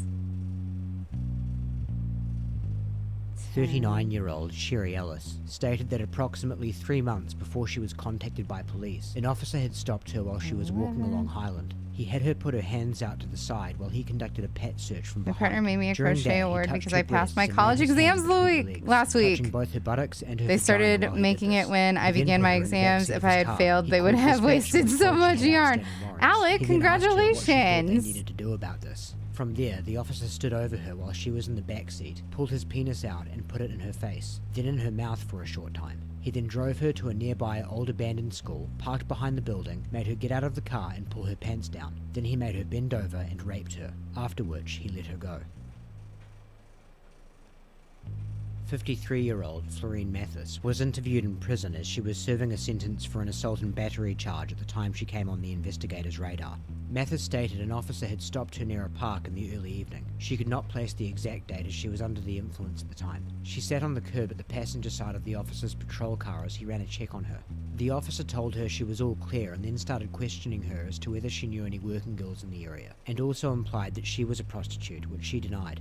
The officer then had her get up from the curb and began fondling her breasts over her clothes, but stopped when a car drove by or someone came out of a nearby house, and that was the end of the encounter. Oh, thank goodness Mathis somebody described came the officer by. as being part Hispanic, part white, having dark brown to black hair and very muscular, though she did place his height at 5'10". 41-year-old Tabitha Barnes claimed around the midnight hour of March 4th going on 5th, she was sitting in the passenger seat of her car with her friend Angela Cooper in the driver's seat and her 2 children in the back. They were parked facing a stop sign near her house. Good night, warming up Justin. the car Have a when good one. police Thanks for vehicle hanging pulled out. into Barnes' driveway. Another police officer then pulled up behind them. That officer had Barnes step out of the car that she was in and put her in the back seat of his car. He then told the other officer that he would take care of Barnes, and then that officer then let Cooper and Barnes' 2 young children go inside their house before leaving. Now the officer that had put All Barnes in the vulnerable back seat of people, his that's car the was only one on pattern. the scene. The officer then ran her name on his computer and radio, confirming she had small ticket warrants outstanding. He then stepped back to the passenger seat where Barnes was seated and asked if she had drugs on her. She replied she did not. The officer then demanded she lift her shirt and bra up to demonstrate, to the point where her breasts were exposed, and she reluctantly complied. The officer then lifted up Barnes' bare breasts with his hands, held them for a while, then dropped them and indicated he was satisfied she did not have any drugs. He then asked her how much time she had to pay for her tickets, and said he could help her if she played by his rules, which she took as implying he could get rid of her tickets in exchange for sexual favours. Then there was another incident with Tabitha Barnes, placed around March 25th. She arrived at her home around 9:30 p.m. with her 2 children in the back of her car to find a police vehicle parked across the street from her house. There was also an he unidentified stalked her black at male home? lying in the front of her yard. What a She then noticed the grossy. same officer from the incident earlier that month was on the scene. The officer kicked the man on the ground and told him to get up and move, which he did. The officer asked no questions. Nocta, let's Like go. last time, Thank you the so much officer for the then had Barnes sit follow. in the I back of his appreciate car, you. And he asked her if she had taken care of her tickets. She told him that she hadn't and You started have challenging ascended. him, asking Well, him why he was welcome. always alone when they encountered each Everybody other. To make which he sure that responded he Nocto was feels doing her a welcome favor. here on Barnes Twitch. now complained that the officer was scaring her children who were standing nearby at this point. All right. The officer then ordered it wants the me children to go inside, slip which they did. Like last stitch time, into the next officer said he 3. needed confirmation she did not have any drugs. Based on the So we last will do incident, that. Barnes knew what the officer wanted from And then her. leave a So, long enough not wanting tail go to jail, use for she exposed sewing. her breasts as she knew that's all that would satisfy him. The officer then asked about her pants. She objected that her leggings were too tight to conceal drugs, but the officer was not satisfied, and so again not wanting to go to jail, Barnes reluctantly moved her pants, exposing her vagina as she was not wearing underwear at the time. The officer then told her he knew she didn't have any drugs inside the house. I have as to he had pee already really searched her bad. while she I'm was not away, gonna run and an he ad or inquired about a man anything. he found sleeping inside. I'll leave Barnes this then got out of going. the car, and the officer told I her won't he be wanted to make sure devastated his if I $20 was still miss there. Not knowing the what it meant, description she turned of around to see a $20 note sitting on the back seat. She a asked rape what or it was two. for, and he told I'll be her right he had his back. reasons. Barnes was then let go. When she got in the house, she asked A her boyfriend police about the rape. incident, God, and he fuck the confirmed that he had woken up to the officer shining a flashlight in his face, and that the officer had told him he had run him for warrants. And then there was a third incident the very next day. At around 4:30 p.m, Tabitha Barnes heard a knock at the door, went to open it, and the same officer was there. He asked if he could come in, to which Barnes replied no. The officer told her he needed to search her house for drugs, and she objected that he had just done that yesterday. He mumbled something and then said, "You still haven't paid for those fucking tickets," told her he'd be back, and then left. Not long after this incident, Barnes moved into her mother's house for 3 months. Before that, she would notice the officer drive by her house every day. She described him as being about 6'1" to 6'2", very built, and about 230 pounds. She thought he might have been Indian, noting his skin was not pale. He had spiked brown hair, and she placed his age at 34 or younger. 52-year-old Carla Johnson said she had been stopped twice by an officer who assaulted her. She placed the first event about 4.5 months before the time she was interviewed on the 14th of August. She said that stop was around midnight, and the officer pulled up behind her while she was on foot between Northeast 14th and Northeast 15th. He asked her if she was buying dope, which she denied. He had her empty her pockets and put her purse on the trunk of his car. He also had her remove her shoes, socks and jacket and asked her if she was wearing a bra. She said she wasn't and shook Hi, her shirt Reaper. to demonstrate. The officer then put Johnson in the back of his car and searched her My purse and fucking jacket. rug is He stuck then got under into my the car chair. and began asking her a series of questions, including whether or not she had drugs, was involved with sex work, and whether or not she had anything in her pants. Johnson said the officer asked her if she had anything in her pants 7 to 8 times. She was adamant she did not, and told him he could call a female officer to search her, which he never did. He called in a check on her over his radio, and after she came back clear, he let her go. However, after she got out from the back seat, she noticed a $20 bill lying on it. Thinking it was hers, she picked it up and put it in her pocket. As she was putting her things back in her purse in the trunk of the officer's car, he asked her to give his $20 back. Realizing she had all the money she had before the stop in her back pocket, she returned the officer's $20 bill without hesitation. He then told her, "I had that money back there for a reason." This marks the end of their first encounter, with no sexual assault occurring. Then about 1.5 months later, at roughly 2 in the morning, when she was on foot at The body and head are 16th on one Jordan, piece. the That's same officer interesting. rounded the corner and almost hit her. He got out of his car and asked her where she was coming from. She said she was on her way home from her cousin's house. He asked if she had any drugs or knives on her, and she replied that she did not, pulling out her pockets. Like last But we're time, just the officer gonna put her in the back of his increase car by and then he got 6. into the front seat. He asked if he had stopped her before and taken Until her to jail, 42 and she said that he had stopped this her a month and a time. half ago, but had let her go. The And then make officer a said tube that he for could a have while. a female officer come and search her if he believed she had drugs. She had condoms in her pocket, and the officer asked if she was out looking for dates tonight, and she said she wasn't. Like last time, he checks her for warrants on his radio and she comes back clean. He then let her out of the car and asked her if she had anything in her pants. She promised she didn't, and the officer said, "Let me check." Johnson turned around, expecting a pat check, when the officer reached around from behind her, grabbed her breasts, and began fondling them. He then put his hand down her pants, under her small panties, boy, and began baby. fondling her vagina. She begged him to stop, and after a few moments, he let her go. 44-year-old Carla Rains said that sometime in the last year she was stopped by an officer as she was walking alone on Northeast 16th near Fonts Hill Avenue at about 10 p.m. He wanted to know where she was going and where she had been. He asked if she had anything on her and she replied no, after which he pat-searched her. After that, he said that he needed to check her and motioned for her to pull up her shirt, telling her he needed to make sure. She stated she felt she needed to lift her shirt and bra up to expose her breasts, which she did, before covering them again. He then ran her name for warrants and let her go. She described the officer as 6 feet tall, white but with a tan, 210 pounds, and built, though she did place his age in the late 30s. 37-year-old Rosetta Great told detectives during a jailhouse interview that an officer had pulled up to her as she was walking along Jordan, having left a spot where she had been smoking crack. He got out of the car and asked her what she was doing there, and she admitted that she was getting high. She said that she had been trying to walk home for a while, but every time she caught a date, she would wind up back at the same spot. At this point, the officer offered her a ride home and she accepted. They then set off toward her home after the officer searched her purse and made her break a crack pipe she had on her. When they arrived at her house, the officer followed Great to her door and then That into was the probably house just and upstairs fucking to her foreplay bedroom. for She didn't him, question the situation making a because crack she didn't addict want to get in break their trouble. pipe. He told her to have a seat at the front of her bed and then he unzipped his pants, telling her this was better than county. He then had her perform oral sex on him. After that, he told her to lay back on the bed, which she did, and then he raped her. After he finished, he went back downstairs and left.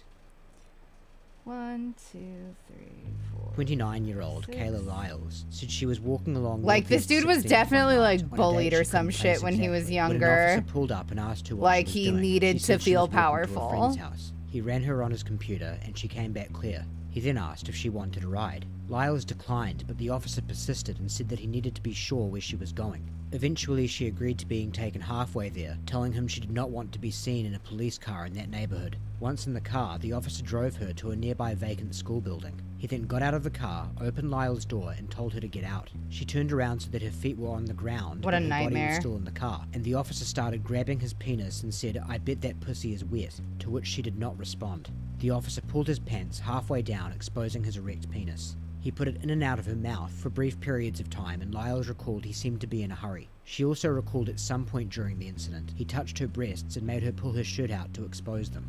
The officer told her to pull her pants He was down telling so other he could cops see she about all didn't this have the whole anything time. stuffed I'm in there. She sure. pulled her pants I'm sure halfway that down, he at had which at point least he had her one bend buddy over that in knew the what he back was seat up of the to. car. He then raped her for approximately 5 to 10 minutes, after which he let her go and told Cops her he'd should like to see her never again have to tomorrow patrol night. alone, or get to, rather.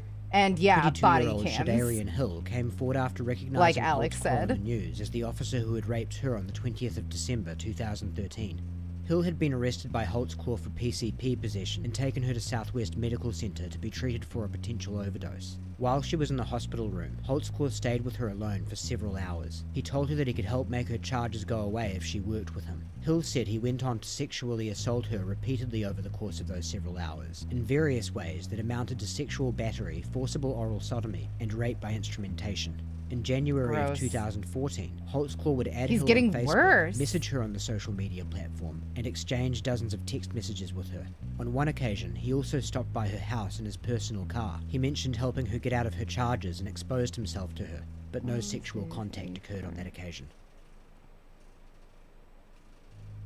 48-year-old Sarita Bowen said that sometime in July of 2014, she was crossing Northeast 16th when an officer pulled up beside her and rolled his window down. He then had her get into the driver's side of his car. He told her he had seen her coming from a drug house. Yeah, I'm with which she you. protested. Bardic Muse, that would He be then put so her in the scary. backseat of the car and called Especially her with in. how He said huge she she had two is. options, jail or detox. Bowen replied she would rather just go home, and the officer agreed to drive her there, though he never asked her address. He then drove her to a location known as Dead Man's Curve, a nearby spot that looks like a dead end where a lot of people dump trash.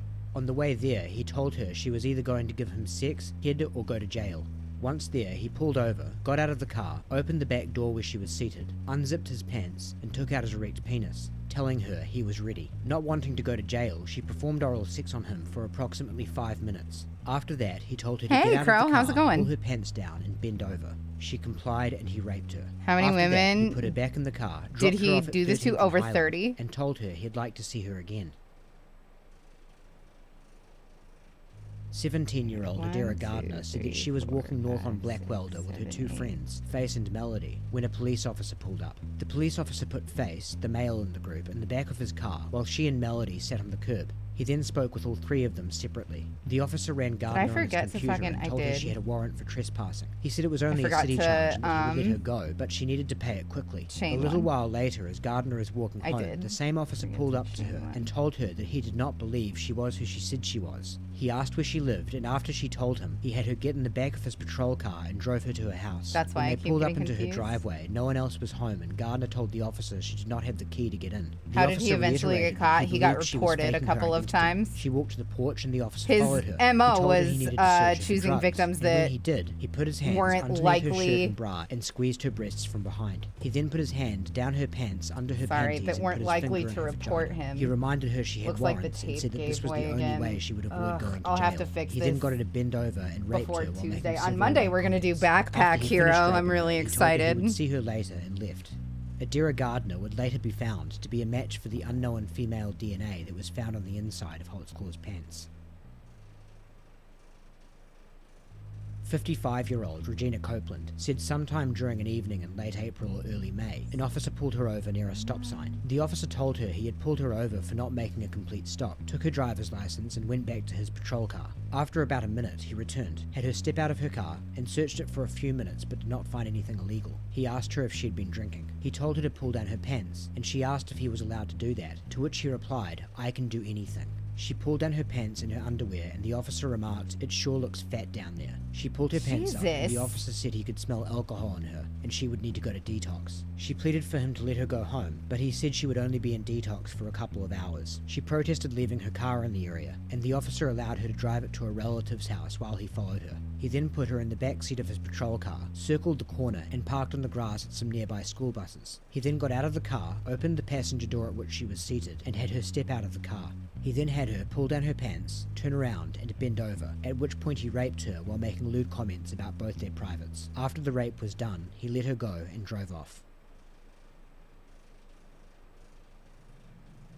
The recurring details across the accounts were as striking as they were sickening, but there was another common thread the accusers shared. The reason they hadn't come forward earlier. They were scared of retaliation, and they didn't think they'd be believed.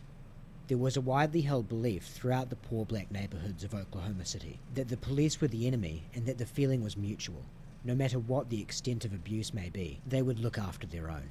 And they certainly wouldn't let a member of their ranks serve time based on the word of drug addicts and prostitutes. After all, that's why Holtzclaw targeted them in the first place. On However, stream, yep. With the encouragement, reassurances, and support of the investigators, the woman who came to be referred to as the Oklahoma 13 agreed to take the stand. It's like the easiest amigurumi of all time, Bardic Muse. It's my first all one. Kinds of racial undertones. This is out of Oklahoma City. The suspect's name, Daniel Holtzclaw. He is an ex-cop now, but he was an should I be spiraling instead of when he was accused seeming? of the, serial Bardic, rapes do you of think? 13 African American women. The prosecution claims he picked them because he didn't think they'd speak up. Holtzclaw faces 36 counts in all, including sexual battery, forcible oral sodomy, and rape. So Nick Valencia back on this. Also joining us, criminal defense attorney Allison Trussell. So first, Nick, can you just bring us up to speed? This has been a lengthy trial, Brooke. 5 weeks of testimony. A lot of that has to do with what you just reported. 13 women, all of them African American, all of them Most that you've accusing seen is Daniel Spiral? Holtzclaw, that former Oklahoma city police officer, of raping them, of sexually assaulting them. Now, the state alleges that Holtzclaw singled out his victims, trying to Now pick I out feel like people I in should be impoverished spiraling. areas, people who may have had checkered pasts or run-ins with the police department. So if they ever did come forward to report this, that their credibility All right, I'm would spiraling. be drawn in question. Now, to Holtzclaw's I'm spiraling and I'm credibility, using the a defense stitch did marker. call his ex-girlfriend to the stand. You to speak always to his spiral? character. She talked about how, according to local affiliate reporting, that I don't see he it had read being a Bible big scriptures issue to if you her. are They in the were together rounds. for I about a year am and in a the half. rounds, but That's about still. as much information as we know there. But the big bombshell in this case, 'Cause Brooke, I'm is bad at skin seaming. cells. It rests on skin cells of a then 17-year-old who is accusing Holtzclaw of rape. Those Can you skin guys cells see the found both seam on inside this? and outside of the zipper of Holtzclaw. We turn now to the stunning sentence tonight for You a former can. police officer from Oklahoma City, convicted of assaulting several women, and the grandmother credited with cracking the case wide open. And tonight, how the judge ruled late today, that former cop now sentenced Actually, to no, you kind of can't. 263 years behind bars. Here's ABC's Pierre Like, I Thomas. can't find it unless I Today, feel former for it up officer top. Daniel Holtzclaw led to court in handcuffs and inside receiving a sentence to I fit don't know. his horrific crimes. His eyes closed in court as the judge condemned Oh my him God, to Nako, that's so nice. 263 years Frog in prison. it for the attacks two? had gone on for months. This Many one of I the can't victims frog because I wore already black cut it and I don't with have criminal anything. records, afraid to But let come me forward. get a few in and I will frog two for you. That was until Holtzclaw Actually, abused here. his neighborhood grandmother. One. The wrong lady to stop that night. Two. Well, I was gonna start over anyway. The old adage, justice is blind, is one met with a considerable Nice. amount of skepticism from many in society. As time after time, So I those in guess positions joke's of on power you, have seen J-Rod. I'll getting just off light refund or you. suffering no consequences at all for wrongs committed against the marginalized. Flip that bigger one is An element of technically the inside Holtzclaw out. case that served to intensify the public's rage, no small feat given the baseline hideousness of the charges, was that perceived power imbalance Can you seemed to see be the acknowledged and seam? indeed counted upon by the offender. Holtzclaw you chose kind- those you who kind were of in can positions when you most of us flip will it. be fortunate enough to never endure. Impoverished, chronically drug addicted, reliant on sex work just to make it through to the next day. The I'm sorts gonna- of I'm gonna people for sure most in need of spiral. help. I'm gonna But for instead sure of being spiral. protected, they were abused in some of the most ghastly ways imaginable, at the hands of a man wearing a badge that endorsed his honor. And Holtzclaw chose the weakest in society on purpose, confident that they wouldn't come forward because they knew who they were and who he was. Imagine being And a what's cop worse and still, a the rapist plan in may prison. have worked A if lot it of the wasn't for people that in prison are Juneteenth traffic rapists, stop. for what it's A quality worth. that marks nearly all serial offenders is an escalation in appetite over time, a need to ramp things up in order to get their fix. That may be in the form of increasing the regularity of their crimes or the level of violence involved in them, and sometimes they'll do it by way of increasing the levels of risk. Up until Holtzclaw pulled over Janie Liggins, he had always made sure that his victims were well and truly on the outs. And just as planned, nothing had come back to him. On that night, though, he never ran a record check on Liggins, and presumably thought he could get the measure of her and her circumstances by gut check alone. The risk he took on that proved to be the one mistake that caused everything to unravel, and unmasked a horrifying trail of abuse spanning many months, all the while remaining totally underground. It was a mistake that cost him 263 years, several lifetimes in prison. Yeah, An fuck you, impossible dude. sentence, Good. befitting acts of incomprehensible evil. Alright, puller closed. But is there another way to look at all this? Just saying cop implies the rapist part. You're not wrong, though. Like, where's the lie? Oh, fuck! Fuck you! Fuck the police! Oh my God! On August 9th of 2014, Michael Brown, an 18-year-old, unarmed black man, was shot and killed by Ferguson police officer Darren Wilson. Time doesn't permit unpacking the circumstances around the incident any further than that, but Brown's killing was seen by many as tantamount to a modern lynching, and the outrage stemming from it led to intense civil unrest in the heart of Ferguson, Missouri, taking the form of everything from peaceful protests to all-out riots. And so the narrative goes that when reports began circulating in the news about an African-American grandmother being pulled over and raped by an officer in neighboring Oklahoma, and the investigators began to realize just how possible it was that the charges wouldn't stick, the powers that be mustered all of their resources to ensure the story of the rapist cop walking free did not become a reality. They would see to it that Daniel Holtzclaw was found guilty by a jury of his peers come hell or high water. The driver of this determination was not so much that they were certain he did it, but that they were certain that they could not afford for the streets of Oklahoma City to become another Ferguson. This version of events has sometimes been described as a conspiracy theory, and while that term is often used as a pejorative, conspiracies do happen. And So not instead all of theories are joining, you equal. just keep So how going if plausible you're is this one, spiraling, really? is essentially the gist of it. You just work onto the first stitch of the previous row instead of joining with a slip stitch. I could be a star. Daniel Ken Holtzclaw was born on the 10th of December 1986 to parents Eric and Kumiko Holtzclaw. He was the baby of the family, coming after his two siblings Julie and Jennifer, and fortunately his sisters were just as smitten with him as his parents. With an obvious athletic bend from day one, Daniel quickly rose to prominence as the star linebacker for the Enid High School football team. I'm the king of Oklahoma, and the folks in Tulsa know I'm good. Even setting a school record for 25 tackles in a game. And while the profile of popular high school football star with a specialty in tackling might conjure up images of a bully jock in some people's minds, Daniel Holtzclaw did not fit into the mold of a gridiron meathead. Marked by a reserved and considerate demeanour, no one ever really had a bad word to say about him. We can say that with confidence because later in life, professionals would comb through his past trying very hard to find people who did. They came out completely empty-handed.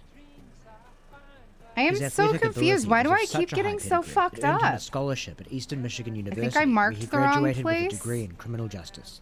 Holtzclaw had aspirations to go pro in football, but unfortunately he didn't make the cut for the NFL draft. Knockbacks like that can be devastating, and when a person's life dream is put to an end in such a decisive way, it's not all too uncommon for them to go into a deep depression or even lash out against others. But again, Daniel Holtzclaw defied stereotypes. In about as much time as it takes to brush a little dirt off one's shoulder, he resolved to move on to what was next and followed in his father's footsteps, becoming a police officer. Patrolling for the Spring Lake Division of the Oklahoma City Police Department, he found a lot to relish in the job. From chase downs that brought back feelings of being on the football field to the day-to-day routine of helping out his fellow citizens. At the age of 27, he'd already had more ups and downs than some people will see in a lifetime. And while the lost dreams of fame and fortune that come with being a pro football player still hurt sometimes, ultimately, Daniel Holtzclaw felt that he had made good. Until that one June afternoon when he walked in to begin his late-night shift, and his entire life, as he knew it, began to unravel.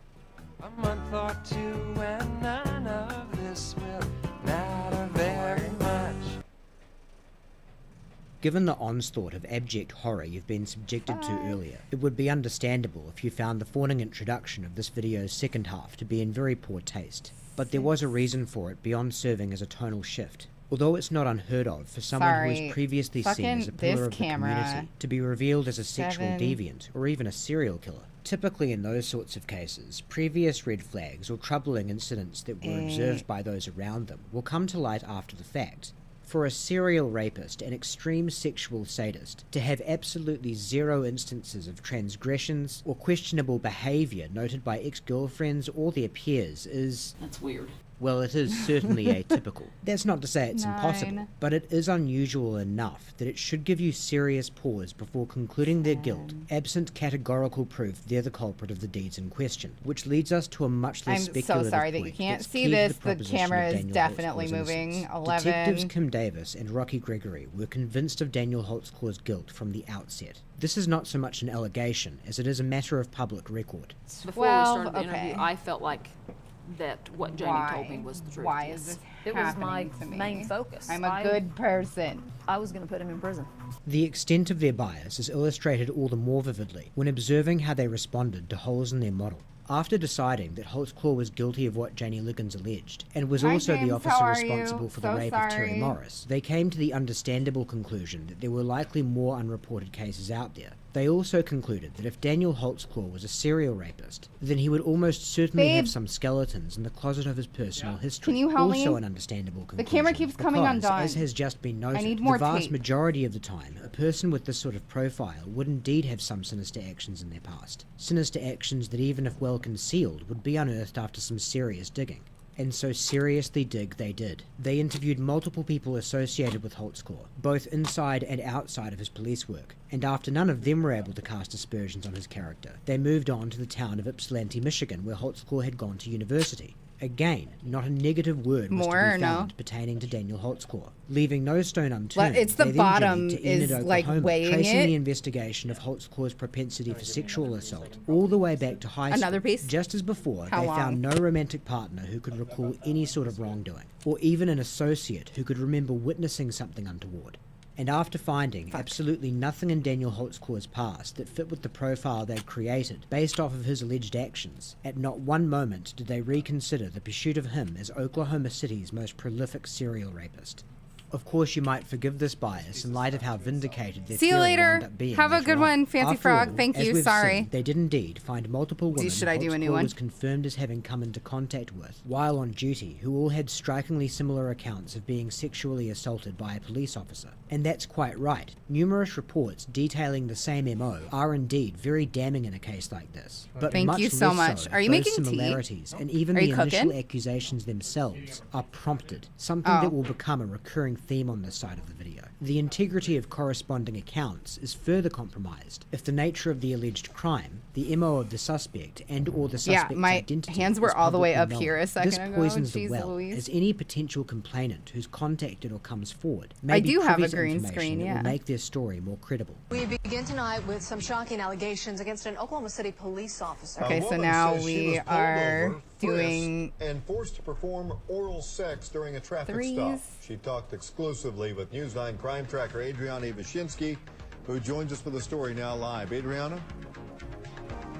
Kelly, Oklahoma City police confirmed they are investigating this claim and that an officer has been placed on administrative leave, but they are not releasing his name at this time. But this woman tells me she's just glad he's off the streets.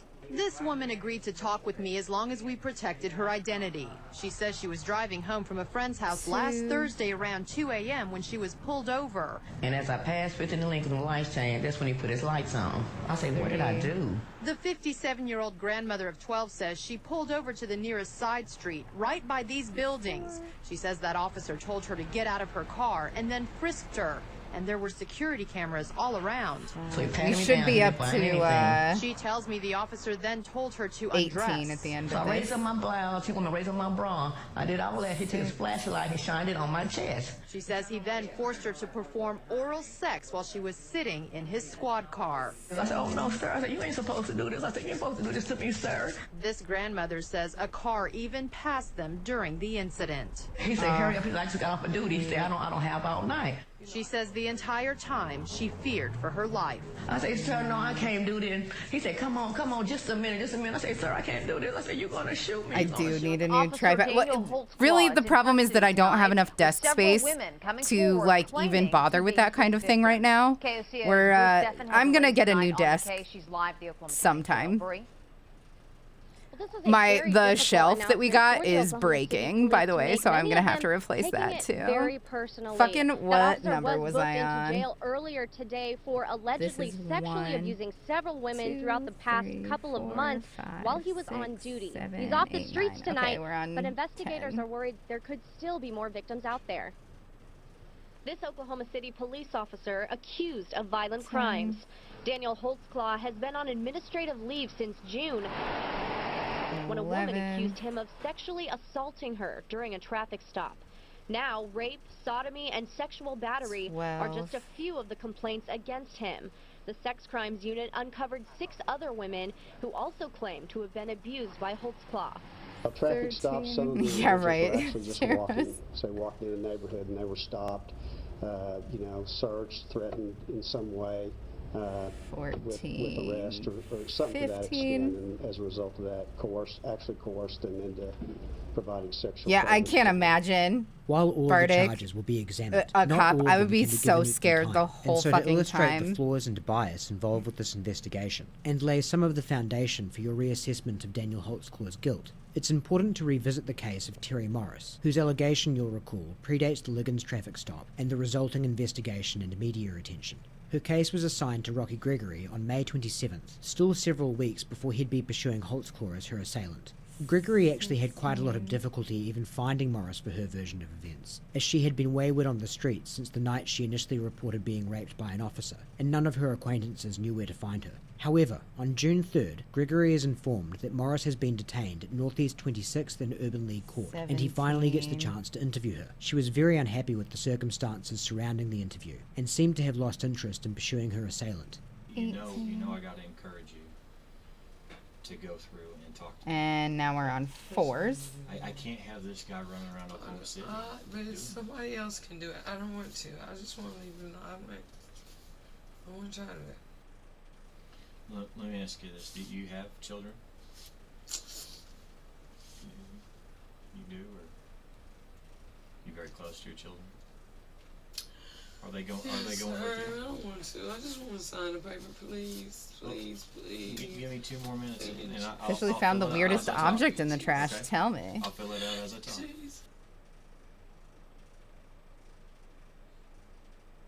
Oh, I thought you were at a rehab here. I was after I came from Woodward. Okay, so you went. Woodward is a mental health. Okay, and then you went where? I was at the City Rescue Mission. I was in the BTL. Did you? Faith-based. 4. Where's that at? Downtown. Right down here somewhere. What's just so bad. What's the Prosthetic limb. City Okay. Rescue Mission. Okay. But you said that is pretty bizarre. BTL. It must have been broken or like old or worn, like it's damaged. Somebody got a new one. Well, you gotta understand. You can't let me. I just punched my microphone and my whole setup almost came crashing down. Paranoid schizophrenic with depressive features. Schizophrenic. Post-traumatic disorder. With what kind of features? Depressive. I gotta find a date. I gotta put a date down. For what? For whatever had happened. Well, I don't know. It happened sometime last month. That's all I remember. Last month in May? Yeah. I think. Okay. Yeah, it was last month about, I don't know. Hello, Comfy Corvette. How are you? I don't know. Okay. Do you know, this says location of offense. It was in downtown. I don't know, downtown somewhere down here. Hi, Mog. How are you? I don't know, dog. I don't know because I'm not from downtown. I'm from the northeast area, so I don't know. It didn't seem that far away from the City Rescue Mission. 1, 2, 3, 4. I don't know. I was coming back from the east side taking care of my business. I don't know because, I don't know. I don't know my directions. Like, I just don't know. I wasn't really sure I was not far from the City Rescue Mission. He said that. I gotta have you 7. sign this, okay? But you gotta put it like an actual 8. reason. Is there anything I can say to persuade you to change your mind? What if you needed more time? No, I just want to get it because I'm leaving it. That's why my lady's coming to get me at the end of the night because I'm having a hard time doing it. 10. You know, I wish you would talk with me. Yeah. But I'm still gonna give you my phone number because I hope you do. Because I don't want this guy on my police department. Me, I don't want him near me. 11. Terry, is there anything you'd like to tell me? Anything that I should know? I can't tell you. I want to beg you to give me information. I know. I was in person. The only thing that can really be ascertained from Gregory's first interview with Morris is that she is adamant the incident occurred downtown, and probably near the City Rescue Mission. Even the date is very foggy. Just under a fortnight after Morris's first fruitless interview, Detective Gregory now has a prime suspect in Daniel Holtzclaw, and sought out Morris again to see if she would help pin him as the culprit. He was able to get a photo lineup in front of her on June 24th, but she was unable to positively identify Holtzclaw, saying she wasn't sure, and he ran into another problem concerning the date. So you're not for sure on the time? 15.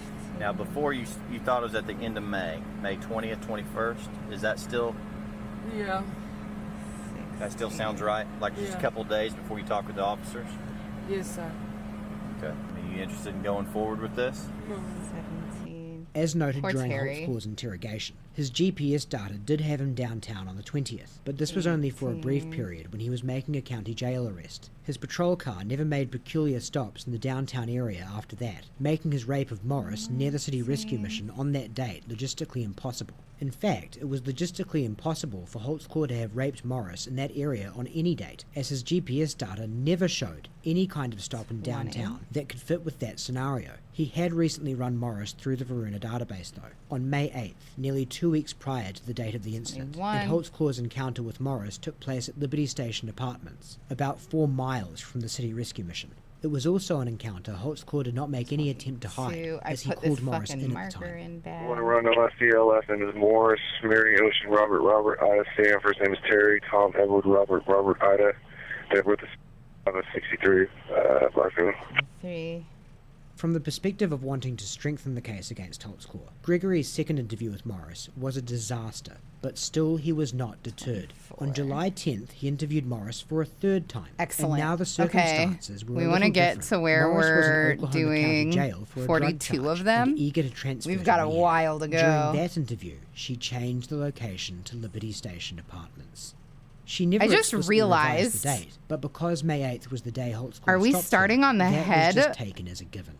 In addition to all of this, there happens to be an alternative suspect for the Morris accusation body. who seems to This tick is more the head. boxes Okay, than good. Holtzclaw does. An officer by the name of Jeff Sellers was the only other No, OCPD this is the body. personnel to have recently run a records check on Morris. This was a bit earlier, on April 11th, so it wouldn't have been on the night of the alleged assault either, but could fit the same MO the OCPD was positing, of a predator who profiled victims in advance. Sellers had been previously fired by the OCPD for having not sex okay. with prostitutes in his patrol car while on duty, later being reinstated after winning an arbitration decision. It is really He not was okay. I included in the expected photo lineup the head shown and the to body Morris, to be and he different was never parts. treated as a I think that suspect I by Detective accidentally Rocky closed Gregory. the teddy If bear all of pattern this that I is was beginning going to to make you use, dubious toward the and validity am of these using particular one of the ones that I accusations, ruled then you're in the out. same company as the jury. Daniel No, Holtzclaw not was the found not not the wrong guilty yard. of The all problem is that I am charges trying to pertaining to modify this pattern to have a ghosty tip plenty of fires on the left to bottom put instead out, of and having legs. not yet addressed any of the charges that account for Holtzclaw's 263 And this is sentence, supposed to be you the wouldn't be bottom, thinking critically if you and it's weren't way still too somewhat like skeptical of his round. total It's not innocence. pointed. But if the preview of how this investigation And was I conducted don't- and the demonstration of how I some of the expected to elements just of get this the case head that done appear the tonight. worst on a surface level can actually be the least damning upon closer inspection, has been enough to sow some seeds of doubt in your mind. I'm, that like, it's not about prepared time for to this. return to the interrogation. Agree? Agree. Sign, print. That's too funny. I haven't met anybody else that writes left-handed. It kind of creates a problem when you're on a traffic stop, doesn't it? Because you're writing With the and ticket holding book. your ticket book in this hand and your gun hand doesn't Yeah, I bother have to you. increase less often to make it pointed. Yep. What's your commission number? 1782.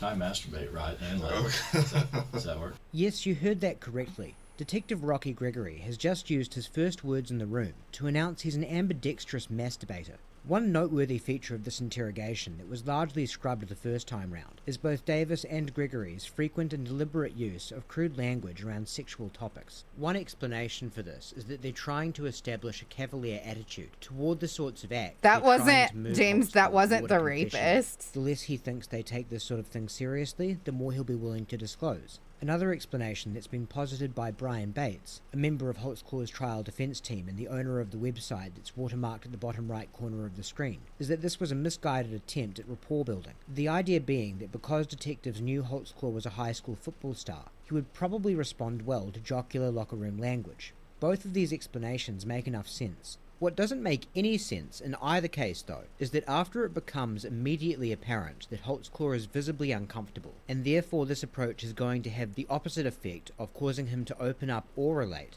they continually persist with the strategy. It's genuinely bizarre to watch. I think I do that left-handed. Very good. Well, I am dominant. You are? Yes. And there's nothing Did she on lift it up like this? No. Okay. So she never, like, went, ooh, nothing, No. exposed her breasts or anything like that? She asked me if I was like, no, it's okay. She asked you, If you want to search me, I'm like, no, it's okay. so she never, like, put her hands on the car and you... No. Okay. Okay. She's saying that you made her lift up her shirt, and when she lifted up her shirt, she exposed her breasts. Maybe use a The ghost following body portion of the interrogation, Amy pattern and others and then like the it, are pattern very you have polarized. now for the Some other find parts. Holtzclaw to be Yeah. underreacting to what he's being accused of, and think his body language and wandering eye That was contact the suspicious. plan. I was planning Others on say that his finding concise a and firm ghost but calm denial is incongruous pattern with like over the innocence, and weekend that any outward signs of nervousness are to be expected given because the I haven't situation gotten he's in. paid. See what you think. And I'm gonna need to buy a good one because I already looked asked for her, free "Is ones there and anything couldn't inside your find one bra?" that I liked. And she said no. So I was like, okay. But I And guess she said, I'm gonna "You want just me to show do you?" that And really that's quick what I right said, now. No, you don't need to do that. She said that. She said, "Do you want?" She said she was doing this when you said, "Is there anything inside your bra?" And she was going, "No, I don't have anything like that." Did she do that? Yeah, she did, but I didn't look or anything like that. Right. And then she was like, "Do you want me to show you?" I was like, "No." She said when she said, "Do you want me to show you?" You said, "Yeah," and she went. No, I didn't. But could she have been, woo, flashing you? And Right. now you don't want to tell me because you're afraid you're going to No, get in trouble? no. When I told her no, I said no. Then she didn't go, yeah, you know, because sometimes drunk girls are, Having a good time. yeah, and no. partying down. And let's face And it, I've already heard stories about officers people and want, whatnot. they Shut want up, I just found a officers perfect for free hoodies one. So or I said no. whatever, and, I said no. but you could have said no. But I'm asking you if she flashed you anyways. I didn't see her. I You didn't see her no breasts. boobies? I didn't see her breasts. Okay. What about pants? Nothing in her pants as far as I could see. She was wearing tight jeans. So She said she pulled them down. I didn't see it. You didn't see her pulling down? I didn't see her pulling down pants. All right, I'm coming into my Could she have done Twitch it when chat. you I were need searching the bar? a mod She have them on I didn't have her handcuffed or anything. to please. when you came back to the car and got her out. Were her pants fastened? Were Tilda they, changed they were pattern. Everything was still intact. So you never saw her pull her pants down? No, I didn't. Why do you think she's making this up? Please. I don't know. Twitch, don't do this Well, Daniel, to me. this is kind of one of the things that we kind of bring it in here to see how truthful you are. Right. Now you need to kind of think of a few different things here. Okay. Okay. We pulled up a lot of video around that area after these allegations. Okay. Okay. She also had a SANE exam, which you know what that consists of. Right. There's a reason why we wanted your buckles. Okay. Okay. I'm so upset right now. Now, I mean, we can go through a couple different things of why we've got you in here, but Why you does sure there's OBS have a nothing you want? browser? Nothing. So Why if can't we I go just off the video right-click and copy watch link? that, Right. Frustrating. you're still going to stick with your story. Yes, sir. If we go off DNA? DNA as well. Should we show you the video? Yeah, I'll just have to stuff it down You with do wanna the end of a So hook. there's It'll be nothing fine. It'll be super Everything that I easy. recall of that night is what was asked and everything. That's what happened. Are we gonna get something from the SANE exam? Go with the SANE exam. Do you understand that you don't have to full-blown ejaculate to get something out of the SANE exam? Right. We can get skin cells, we can get pre-ejaculate, we can do all that and still get DNA. Right. All of this is true, which makes the fact that Liggins' SANE exam came back negative all the more significant. Bear in mind, her buccal swabs were taken within a few hours of Okay, the so alleged just assault, 4 yet rows still of no 6 biological double material crochets from here, Holtzclaw was found in which her is mouth. Just or as of with single Holtzclaw having crochets no prior rather. history, this does not make her version of events impossible, but it should certainly have inspired more skepticism in the investigators, i.e. any at all, than it did. 1. And did your penis go in her mouth? No, it did not. Okay. Because DNA will clear it up. You got any identifying marks around your penis? I don't. Just a plain old penis, huh? Plain old penis. Plain old 14-incher. I don't know what to say about that, but. See, you should have. You just had your opportunity. How Often you have uncomfortable. About once a day, if that. You guys have sex once a day? Yeah. How old are you? 27. Well, yeah. How much you jerk off? Maybe once a day. So you have sex once a day and masturbate once a day. Yeah. What'd you do when you got shot down at home today? Usually you got to relieve that. Right. That's I know. that was before work. That happened before work. You said you picked her up around 50th and Lincoln. I mean, when you saw her swerve. This is hard. Did you at any time, were you always behind her, or did you pull up beside her to maybe see who was in the car and then pull back behind her? She was at 50th and Lincoln, swerved, and I was behind her, so I felt behind her. And then went so fast. We are not going to body shame, guys. This is an aspect of Liggins' story that has been convincingly discredited. In her account, J-Rod, the you're in officer pulled trouble. up beside her driver's side window before pulling her over. The implication being Holtzclaw was checking to see if the driver fit the profile of the sort of person he would victimize and whether or not they were alone. However, Janie Liggins' Grand Dam had dark tinted windows that would make this impossible. Davis herself would later Yeah, no concede problem, under sworn Defiant testimony Heroes. that Holtzclaw would not have Anytime. been able to see who was in the car even during the day. Well, not anytime. I have not been online for a long time. Any Sorry. cars passing by then? Maybe a couple. Could she have missed? Because if you're standing right here and you're a big guy, Right. and she's sitting right here, if she goes like this, well, she's gonna be looking right at your penis. Okay. But it was just talking. Did you? Let me ask you this: did you ever get a hard on while you were talking to her? Because she could have. I don't These think I pants got. don't fit the greatest, Right. and if you get a hard on, I'm gonna be able to tell you got a hard on. Right, and I'm pretty positive I didn't get a hard on. Didn't get a hard on I'm when you pretty talked to her. pretty Well, positive. do you still just get boners because you get boners? Yeah. You do. Yeah. Okay.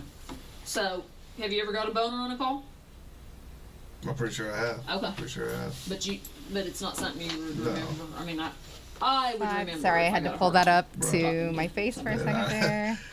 As a guy, it happens. I know. Phoebe, how are you? Thank you so much for re-7. Happens because of your age. 6. Could she have missed? Could you have got a hard on and she saw it and it I don't think I got scared her? I don't think I got a hard on, but like I said, she was already nervous and Hell yeah, crying and Alec. I already told her, I'm like, hey, I want to go home. I'm done with my shift. Nothing to be worried about. If nothing's on board where I need to take you to jail, you're good. I'm not worried about no state driver's license. Did your pants come unzipped, unbuttoned, anything while you were standing right there? No. One interesting talking point from Holtzclaw's defense team revolves around his police attire and the logistical feasibility of pulling his erect penis through his zipper hole without a struggle or having to pull his pants down.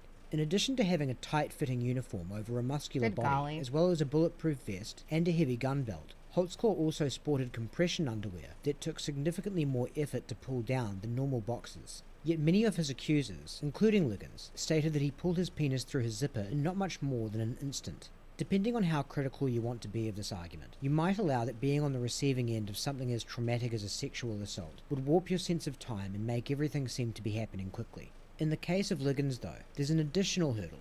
Holtzclaw was holding his flashlight at the time she says he pulled out his penis. So now, in addition to all of the other obstacles he needs to overcome, he needs to do so with only one hand free, yet still there's nothing in her recollection about any This appearance is of a struggle. really fucking hard. CSI is processing your car right now. Right. And when we stepped out, they found some pubic hairs right in here. Could they be yours? No, that's not. I didn't pull my penis out. I didn't do anything right there. 4. Did she? No. But do you think they could be? No, it's not. No. Nothing of mine. Your pubes couldn't be No. right there? No. A thing that kind of concerns me is everything you're telling me is dead on to what she says. Everything. Except the sexual stuff. Though this is asinine on its face, Detective Davis seemingly is not just saying this to increase the pressure on Holtzclaw. The fact that It's everything already been Holtzclaw is said, saying James. matches Liggins' account up until the accusations of sexual assault is something Was that she also the fourth referenced in row? media I interviews have as one of such the a hard reasons she time was so sure of counting Holtzclaw's up. guilt. There are several glaring issues with her logic. One, if anything, like it's a sign he's being honest. I feel like because we he are isn't supposed to trying do one rejig more small row. details that might make him look better. That he told her he was going to follow her home, for instance. 2, Aside from the fact that sexual assault is obviously always going to be the main point of contention, guilty or innocent, if Liggins were lying about it, she would have no incentive to tell additional lies beyond that. Having an account I'm just gonna that do is one otherwise more. consistent with the officers, and anything that is verifiable, will make her The seem ability more of credible. cops to lie Just makes as me so Davis has upset. demonstrated, Yo, you are in Holtzclaw's good company. attorney, We Scott kind of Adams, hate pointed cops out in his around closing here. argument that it's very difficult to reveal a lie that's been hidden amongst the truth. And 3, it's actually not true that their stories are absolutely dead on except for the sexual stuff. For instance, Holtzclaw has denied that either of their hands were ever on the top of his patrol car, and when it was later checked for prints, none were found. Along with the sane test and the tinted windows of Liggins' car, you might now be starting to notice a pattern. Whenever their stories diverge in a manner that is testable, Holtzclaw's account is the one most validated by available evidence. Do you think you have a high sex drive? Yeah. Do you like oral sex? Normal? I like it all. You'll take it. You'll. Okay. Do you prefer vaginal? Would you rather get a blowjob or do it in the hoo-ha? Do it. Me? You take it in the... No, you give it in the hoo-ha or get a blowjob? Sex. Sex? What about anal sex? No, I don't like that. Okay.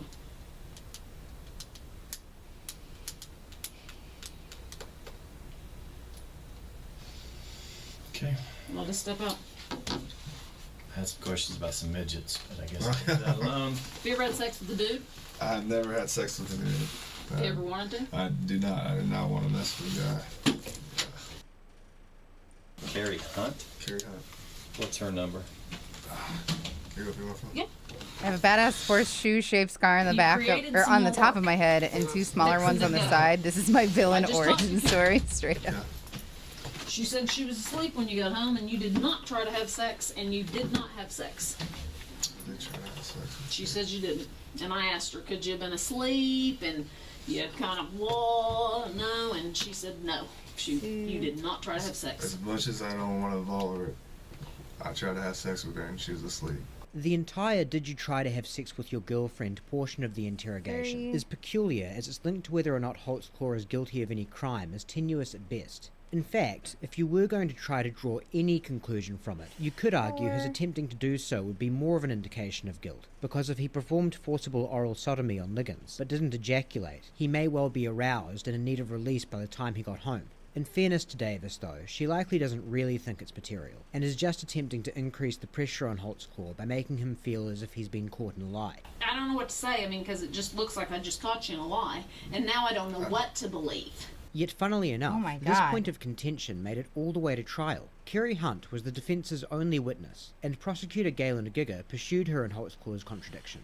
If you're curious as to whether she reversed her story or maintained Holtzclaw was being untruthful, it was essentially a wash. She elaborated that while she could indeed not remember Holtzclaw waking her for sex, she was taking the sleeping medication ZQL at the time, which put her under to enough of an extent that if she Alright. was briefly woken up, We have she a may not good remember point the here. encounter. Giger And now used we this to are imply going to just Holtzclaw was either increase lying to or 9. prone to attempting to have So sex with we are comatose on women. 3s. I don't know. I don't know if this shirt's gonna be big enough for you. Here, there you go, boy.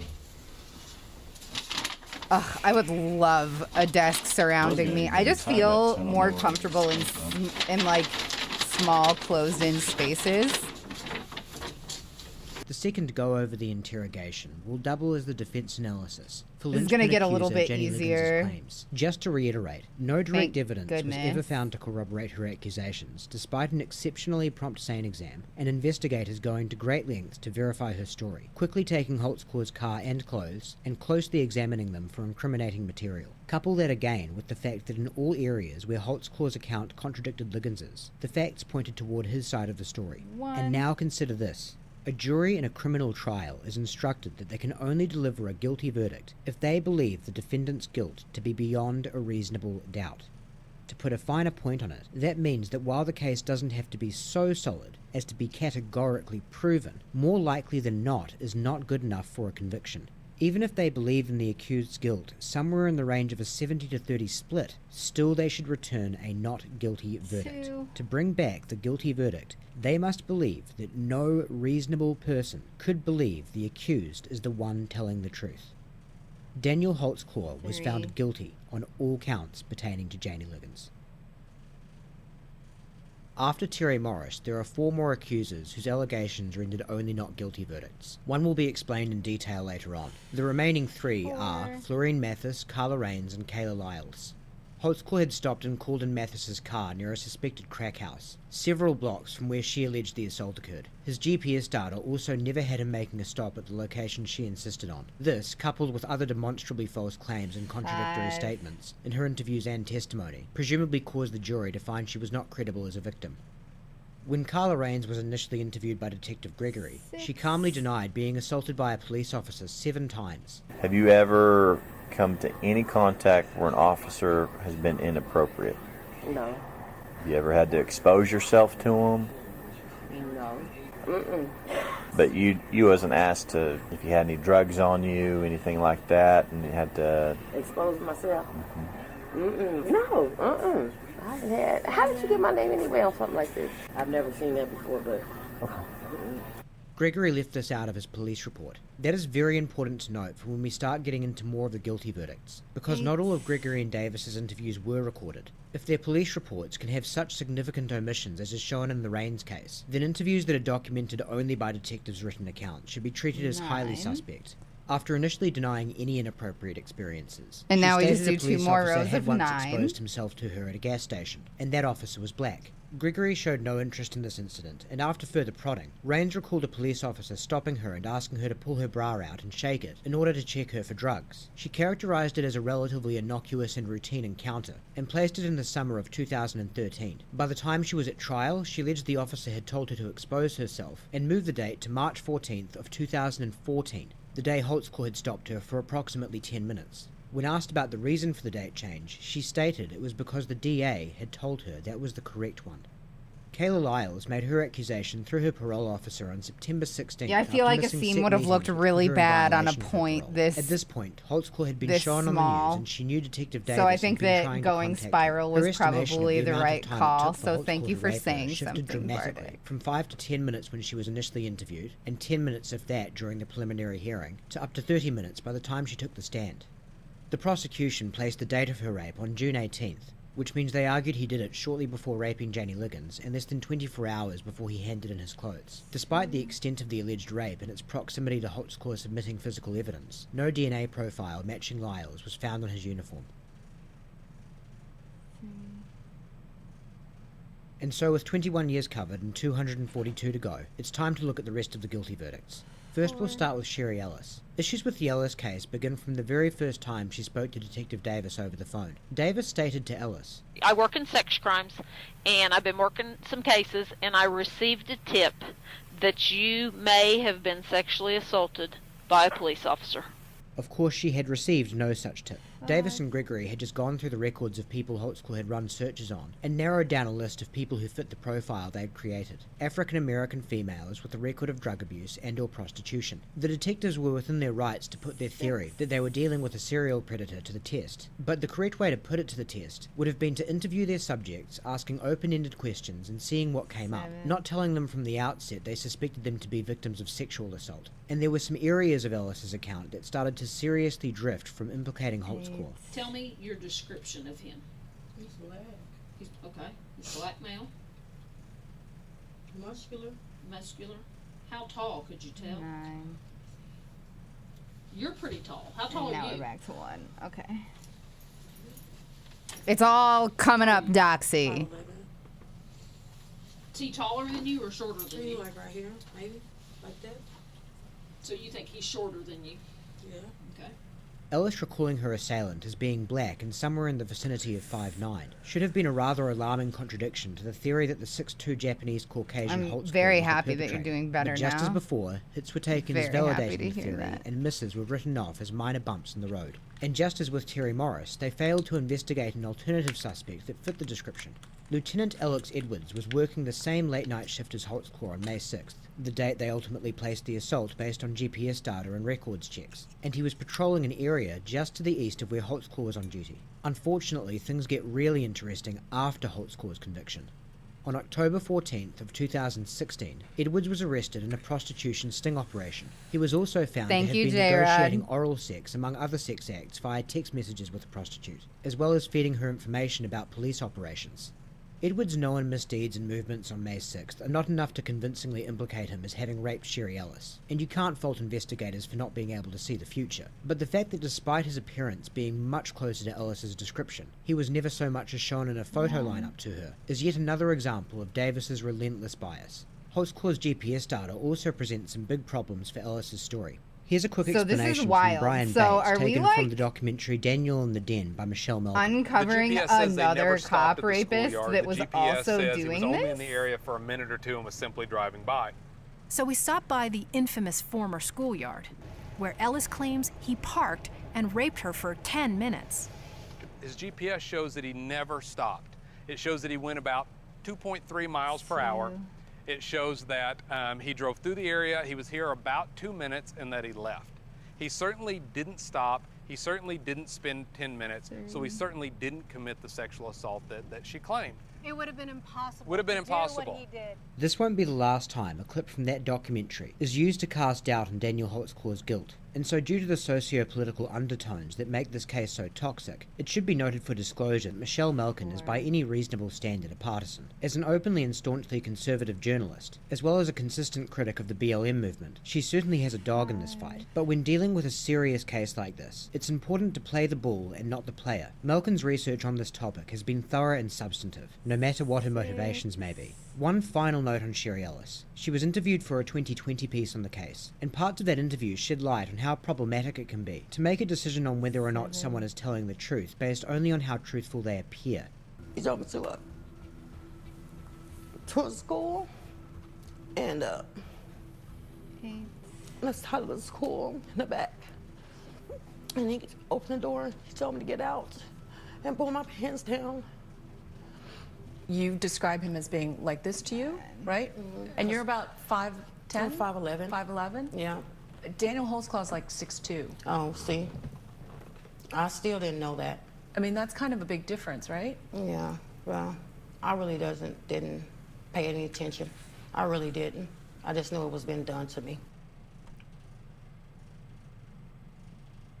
Tabitha Barnes' first interview with Rocky Gregory was not recorded, but he reports opening it by telling her he's received a tip that she's been the victim of sexual assault, and by the end of it, she was claiming to have been assaulted and harassed by an OCPD officer. The interview had to be cut short, allegedly because she was fatigued, though some have theorized, for reasons that will soon become apparent, that we just that did 9 single crochets to continue. In her second interview, and now we're on states confidently 4s, so we're increasing to 12. When he had her expose herself was on March 4th. The reason she was adamant on that was because she could link it to waiting for her food stamp card to renew, while in her car with her friend and daughter. GPS data showed there was no way Holtzclaw could have been anywhere near Barnes' residence that night.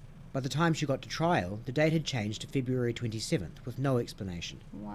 On the 27th, Holtzclaw did a check on Barnes' car, because he was suspicious of her being parked across the road from a suspected crack house, which happened to be her own. Again, he didn't try to hide the encounter, radioing it in. He even received backup. She placed her next encounter when Holtzclaw allegedly broke into her house before having her expose herself again, on March 25th. And this time, this guy isn't innocent, is he? There's no way. Into her residence. Again, he radioed this in. He had been patrolling the area and noticed that Barnes' house, which had been burglarized less than a month prior, had no car in the driveway, no lights on, and the door was conspicuously wide open.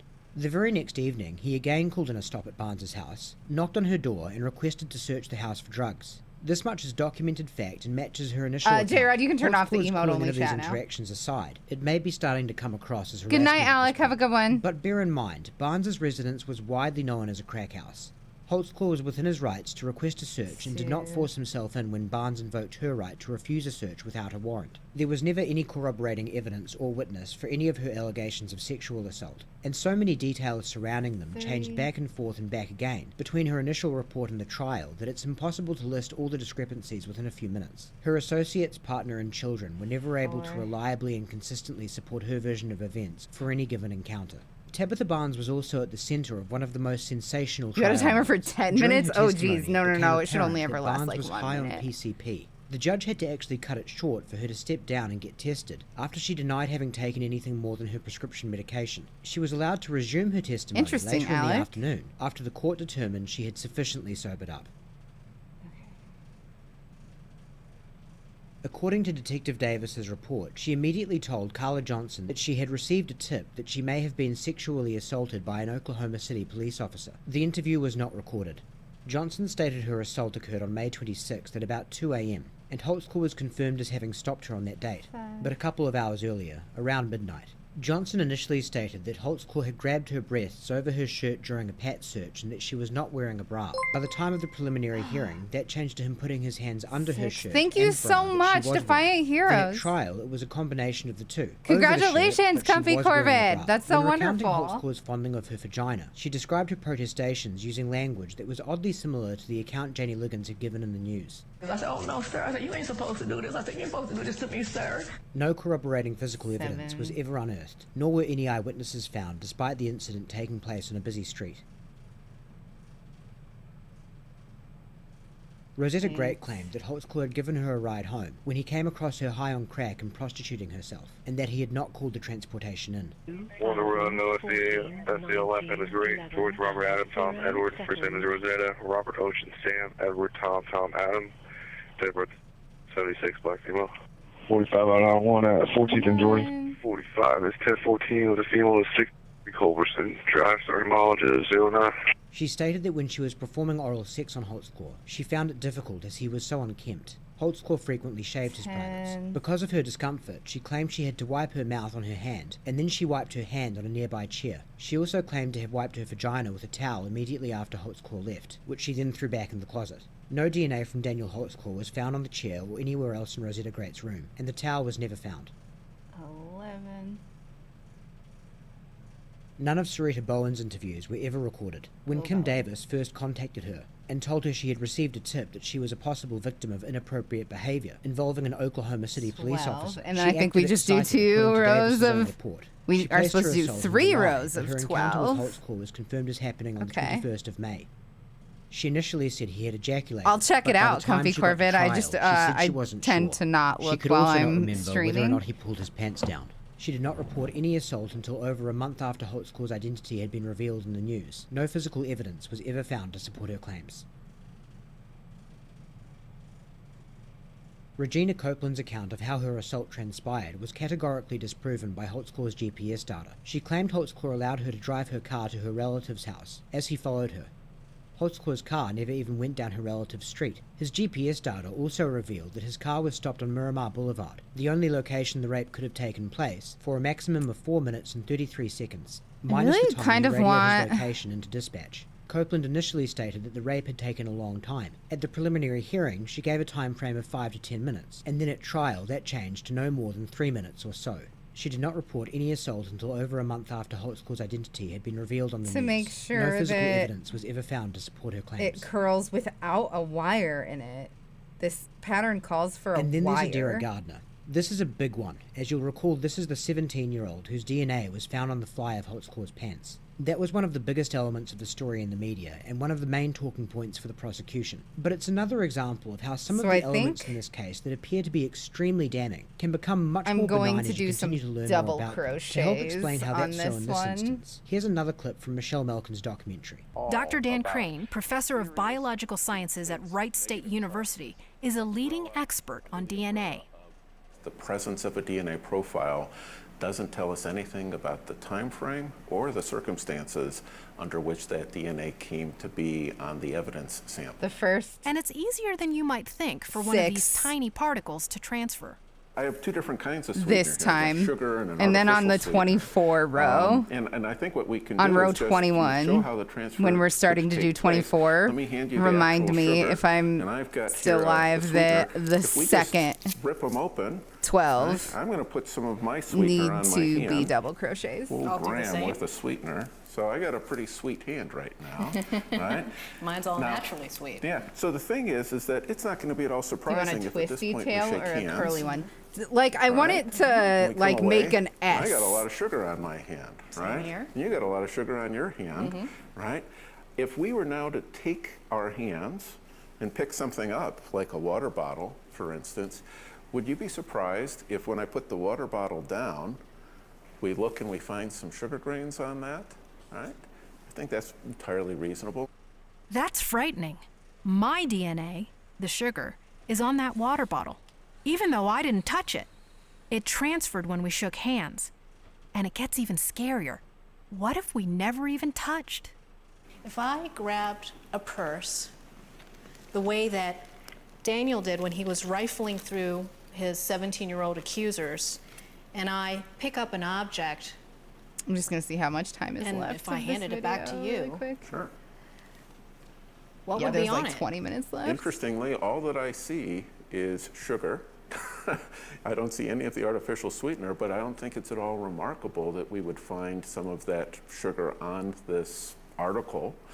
And if I were to handle the article now, To bend a tube, I do a what we little may switchback find for is the half of the sugar's gone, stitches. Double crochets work and it's too. on my hand. I do not know what you mean by none of the switchback. artificial sweetener is on my hand that I can see, but I've got some sugar on my hand, and if I were to rub my shirt, the sugar's gone. Oh, that's fun. It's on my shirt. If we did a DNA Poor test, Ed. we might find only your DNA and none of mine from that transfer that we've just done.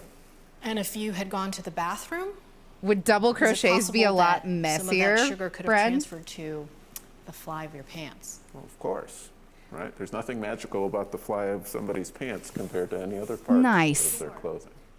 There's another piece of the DNA puzzle that Daniel's appellate team believes is crucial, right here in the crime lab analysis. It appears as if there are at least 3 contributors to the sample that ID'd the teen, including an unknown male's DNA. To hammer the point home even further, it's not just that innocuous transfer is as likely an explanation as direct contact from a rape. The former is far more likely. Gardner claimed that Holtzclaw vaginally raped her. If that were to happen with the fly of his pants being in close proximity to Gardner's genitals, you would expect some vaginal secretion to be present, as opposed to the billionth of a gram of skin cells that were discovered, especially given the alleged event took place on the evening of June 17th, the night before Holtzclaw's June 18th interrogation, after which he handed in his pants.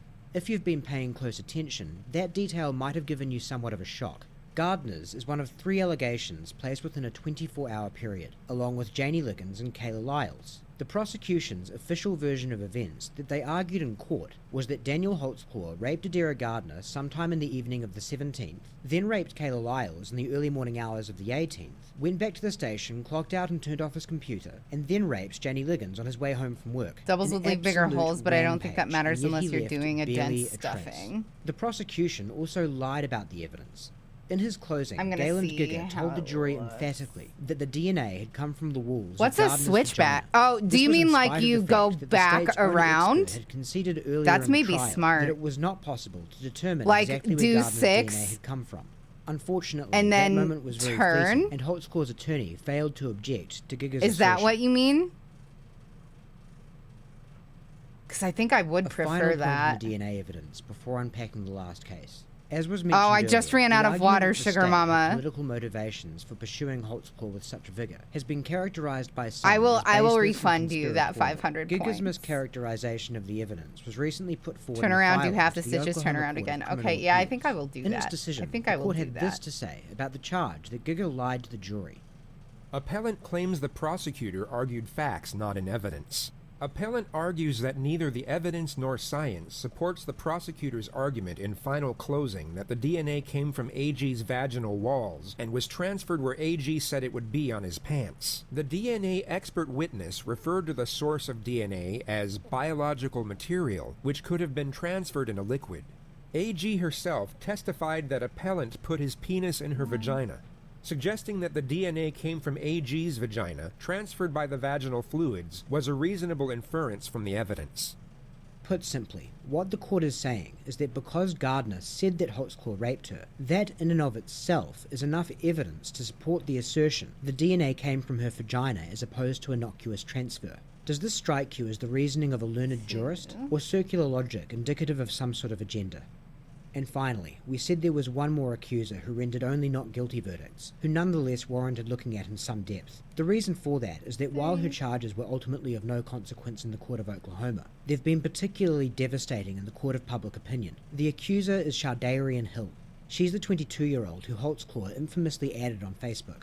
Something to state with total clarity. There is no defence for a police officer friending someone online who they've come across while on duty, let alone apprehended. It's hard to imagine why an officer would cross that line if there wasn't anything sinister behind it. To entertain that, you would definitely need this person and the officer to have encountered each other under circumstances that weren't typical and could be envisioned as fostering some kind of bond or a feeling of particular concern for this person's long-term welfare in the officer. And it just so happens that Holtzclaw and Hill crossed paths under just those sorts of circumstances. Hill was smoking PCP in a car outside Liberty Station Apartments, along with her friend and a dealer when Holtzclaw pulled up. The dealer fled and Holtzclaw put Hill in the back of his patrol car after she refused a search and gave him a fake name. A female officer was called to conduct the search, and when she arrived and performed it, she found a vial of PCP on Hill. The officer put the glass vial of PCP in the back of the patrol car, and during a moment when the officer was preoccupied, Hill pretended to faint, fell down into the car, grabbed the vial with her teeth, sucked it into her mouth, and crunched on it.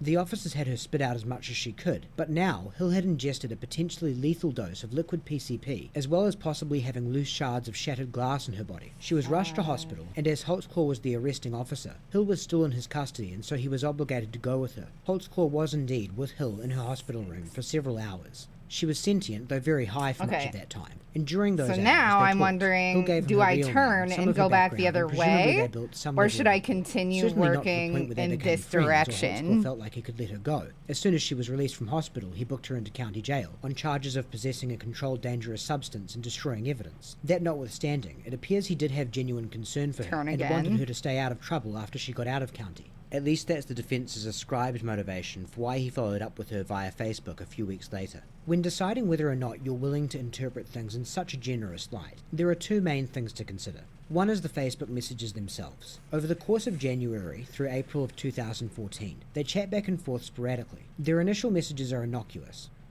At one point, Holtzclaw attempts to get Hill on the phone, which doesn't look great, but isn't incriminating either. His only stated intentions are keeping her out of trouble. Yeah, I'm gonna do He it. asks how her court appearance I was went, worried that and a when Hill double reveals crochet she's wouldn't been be back in enough. jail, Holtzclaw's messages read as taken aback As and it concerned. was. He I again feel tries like to get her this on the is phone gonna give and me the states his edge reasons that I getting a need full here. explanation so he can understand how she got put back in jail. He says Alright, maybe so he can now help in we some just way. need to do After Hill remains unresponsive, 3 Holtzclaw rows sends her a of final 12. message, telling her that she has some outstanding warrants she should take care of and to stay out of trouble.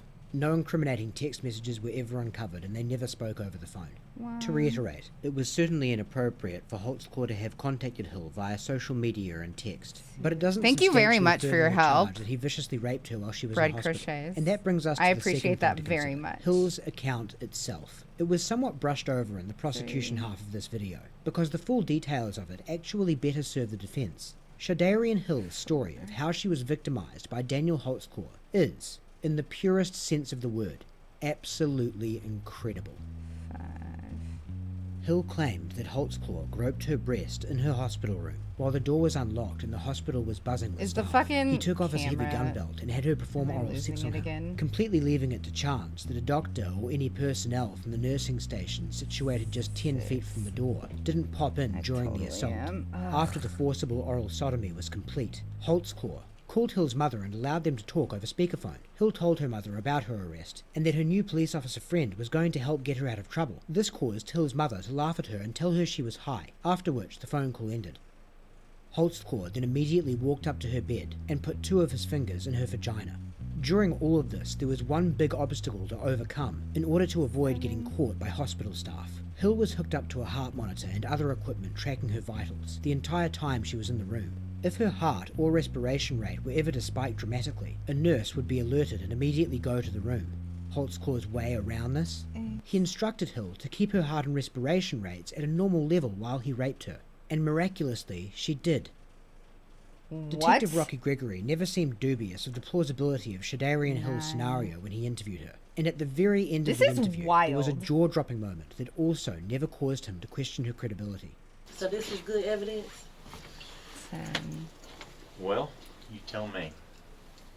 I think so, because I mean, y'all, even if he didn't even rape nobody or nothing, he's still in contact with people that he arrested.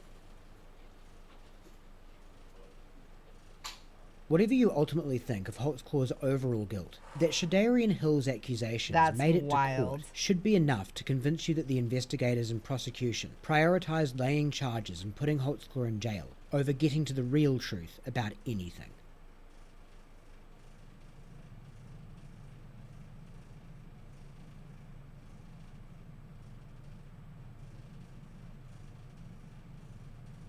There are just some of those cases. Cases that truly capture the public's attention and tap into their emotions.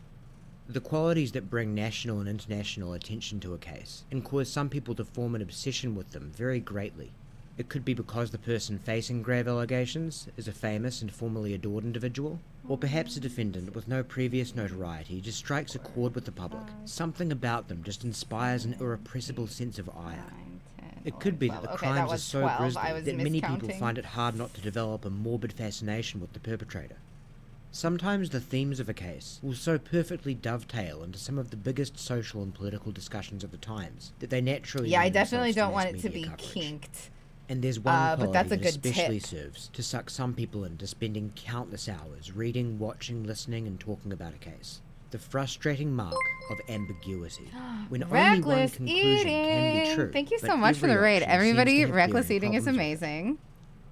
When deciding your ultimate verdict in the highly controversial case of Daniel If you don't already you will follow inevitably them, be you ought faced with the to. requirement to make a big jump. Someday I'm If going leaning to toward eat innocence, your main a hurdle durian will be with Janie them. Liggins' initial complaint. Over the course of Someday. the last hour, there may have been a question lingering in the back of your mind. What's the motivation? And the answer is, there isn't one.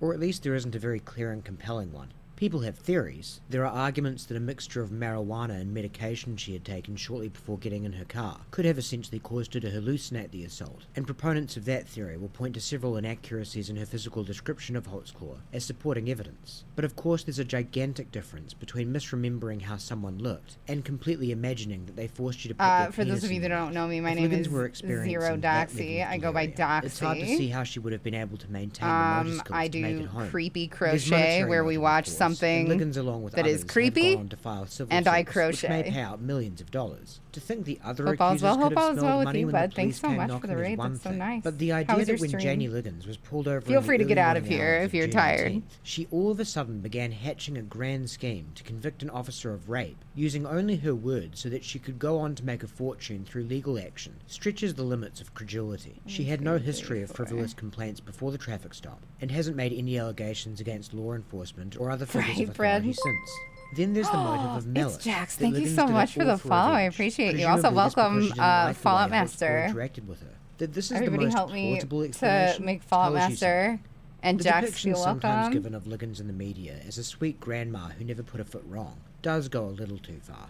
She isn't perfect, but putting a 27-year-old man away for the rest of his life in response to feeling personally slighted is an extremely wicked thing to do, and nothing is known of Liggins that justifies thinking her capable of it. And also, despite the charges not sticking, the Terry Morris allegations are strange. Right now, we're Daniel working on a Holtzclaw was one of ghost only bear two officers that ran a amigurumi. check on her around the time she made her complaint. Her complaint was specifically that an officer had put his penis in her mouth for a short time and that he did not ejaculate. And then only a few weeks later, Liggins comes forward to accuse him of just the same type of assault with no knowledge of any of that. Of course, as you saw earlier, it's logistically impossible for Holtzclaw to have been able to do anything like what she alleged, when and where she initially said it happened. Under normal circumstances, that should be the end of it. But when the coincidence is so big, and Holtzclaw's luck would have to be so bad, it's enough to make you pause for a second and wonder if Morris really could have been so profoundly drug-addled that she genuinely managed to misplace her very real assault over a week earlier than it happened and on the other side of town. And as you ruminate on all of that, and begin wandering toward the conclusion that he is guilty after all, again, you'll find yourself facing another big jump. That Holtzclaw, with his completely spotless record and exceptional reputation, just flipped and turned into a serial rapist out of absolutely nowhere. Specifically, That a sadistic serial rapist is with an MO not targeting that poor big black of a women, leap to even though he had make. previously never been known to harbour any racist or classist attitudes. There are So a lot presumably of those people that attributes are also manifested in his evil soul only in overnight, their along with the sexual crimes. deviance. Like, And he managed to commit all all of these hideous rapists acts start with such somewhere, cunning all and good murderers fortune start that he never raised somewhere. any red flags in the months before the There are a investigators started lot looking at him. of Nor did he leave murderers and anything incriminating rapists for them that to raised find. no red 13 flags in the victims, past. 36 charges, and not one reliable corroborating eyewitness was found, and zero physical evidence ever came to light, barring the billionth of a gram of skin cells from an accuser he came into contact with the day before he handed in his pants.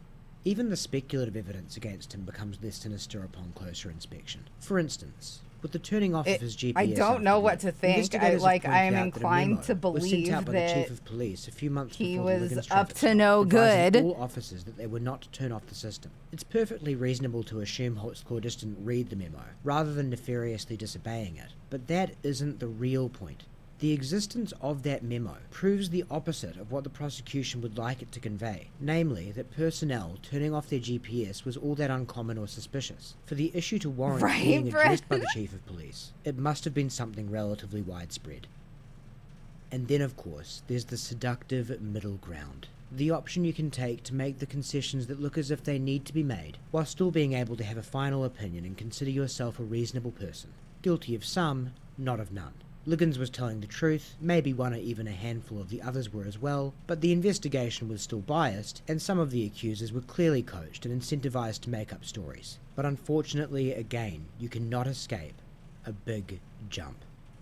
Gregory and Davis are sometimes criticized by innocence advocates for immediately assuming Holtzclaw must have been a serial predator, based off of only Liggins' accusations. But actually, their theory was well founded given the assumption he was guilty of what Liggins described. Every serial offender needs to start somewhere, and quite reliably, they start small and build up. Not only were Holtzclaw's charges pertaining to Liggins severe, they were done under very risky circumstances. Out in the open, on a street where cars were liable to drive by, and according to Liggins, at least one did. Acts that brazen were indeed indicative of the sort of person who had almost certainly committed prior offences. If the defence portion of this video caused you to be dubious of the accusations that came to light after investigators began digging, that should also lead you to have more doubt in the veracity of what Liggins charged. And you'll find no comfort in the idea that perhaps there were more credible accusers out there that were just never discovered. Davis and Gregory went to painful lengths piling on the case, and cast a much wider net than made it to trial. Even with the inclusion of Shadarian Hill's absurd account, the Oklahoma 13 really were the absolute most ironclad group of accusers they could put together.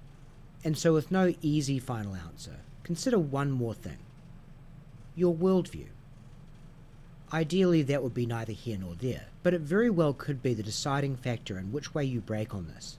Herman Rorschach created the famous Rorschach test in 1921. The basic premise of it is very simple. Subjects are shown pictures of ambiguously shaped ink blots and asked to state what they can most see in the image. Because there isn't anything concrete in the blot, whatever your answer is will be a projection and say something about your underlying psychology. The Holtzclaw case is so packed with hot button issues that it makes it very difficult for anyone, even the least bit opinionated, to not have some kind of emotional This is exactly reaction the kind of the curl standing that I of wanted in minority it, groups, by the way. the role Like, of the police, exactly, poverty, the bend. the power of the state, the presumption of innocence, believing women, and on and on and on. This isn't to say everyone's politics correlate. Okay, so now we're Daniel increasing to Holtzclaw is 15. guilty or innocent. But if you spend any So time we're on looking at public fours. dialogue around the case, you'll be bound to notice some patterns about the sorts of people who fall on either side. So when you do decide on your verdict, or on which way you most lean, ask yourself, what are I'm your trying to politics? decide whether I want What are to your make the values? hat like Do you just think a those hat factors that's might have biased you removable in that he can take if so, on and put to off, what degree? or if I want to like make a stuffed hat that I sew on. Seem to be in proper order.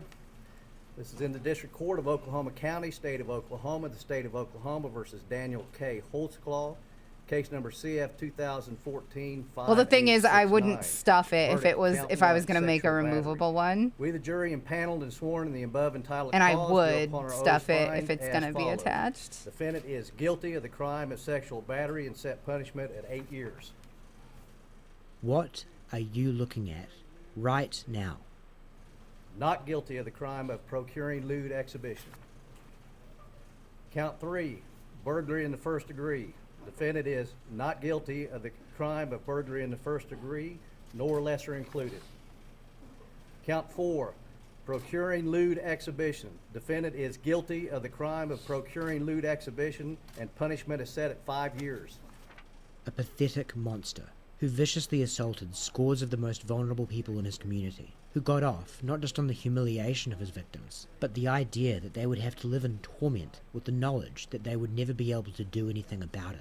and now that it's all over, is unable to even have the decency of feeling some sorrow for anyone but himself. Not guilty of the crime of sexual battery. Count 8. Defendant is guilty of the crime of forcible oral sodomy, and punishment is set at 20 years. Or a man who only ever tried to do his best, who now, in one long, drawn-out, devastating moment, is realizing that his entire life is being torn away from him, driven to tears of unfathomable anguish by the knowledge that the very people and institutions he served and trusted have just callously stolen his future, ruined his family, and destroyed a reputation he spent 27 years cultivating, just to make a point. Of the crime of rape in the first degree, and punishment is set at 30 years. Count 30, sexual battery. Defendant is guilty of the crime of sexual battery, and punishment is set at 8 years. We've done our best to provide you with enough information to come to either perspective. By instrumentation, defendant is guilty of the crime of rape in the second It degree. is wild how there wasn't.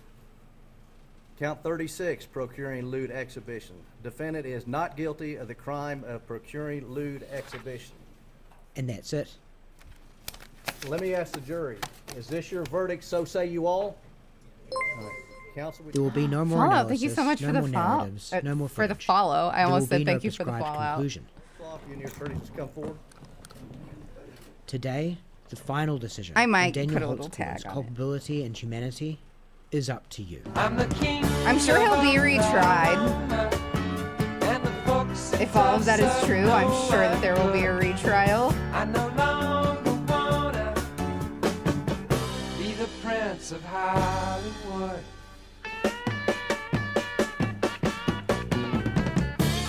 Oh shit. We're both corresponded with the purpose of this was for the obtaining of raw documents and some limited fact-checking where necessary. It was made clear to both parties that their assistance was not a bargaining chip for the final tone of the piece or what specific information was included or excluded. Only 2 promises were made and both were proactive. They were that the video would be well-researched and fair. Holtzclaw family photos would not be used during the negative portions of the video. Attempts were also made to establish a contact with someone that was close to the prosecution. They were not successful. Is this motherfucker innocent?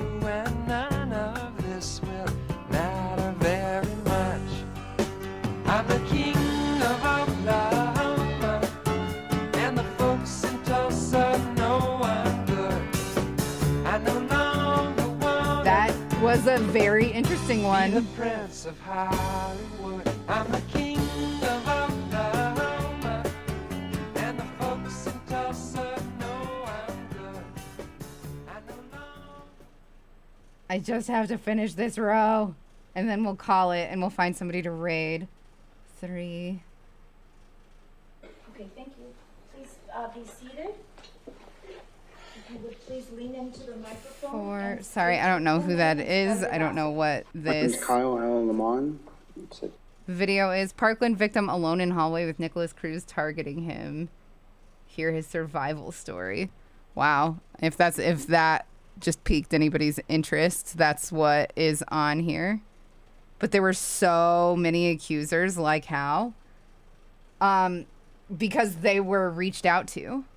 They were reached out to by the people conducting the investigations on the officer, on Holtzclaw.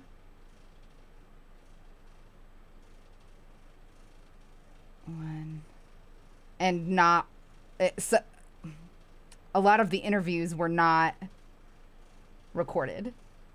So they could have been, like, persuaded to give false testimony.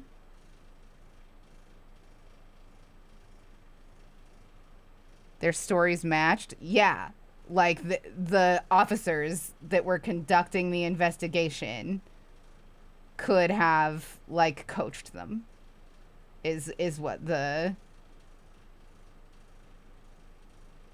I mean, how...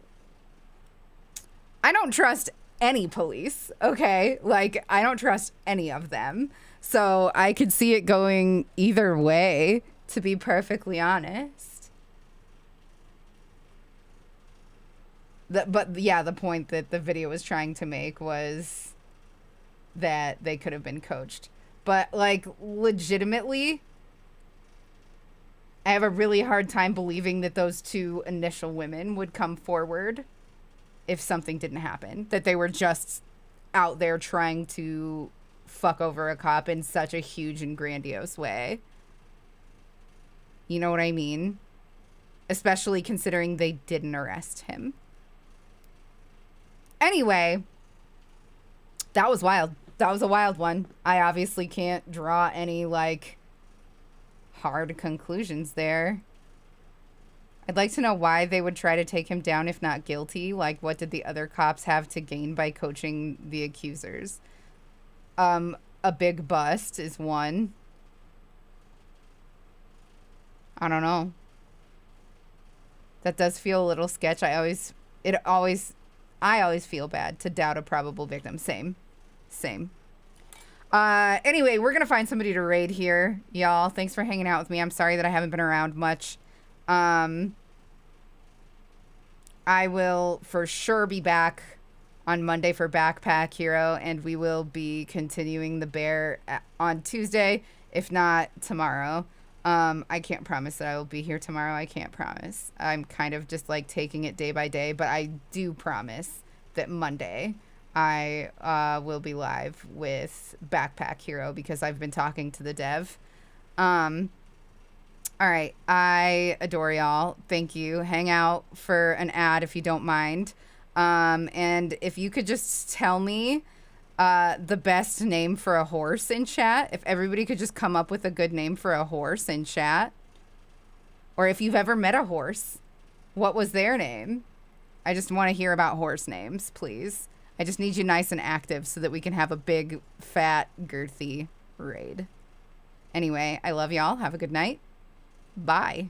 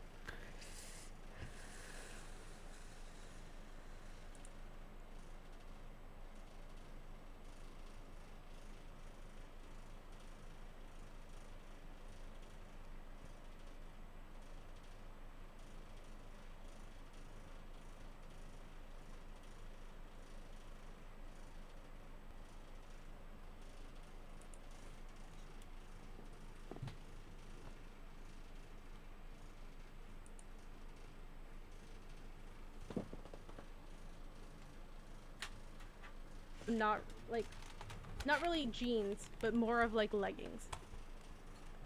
And that's what I got for myself.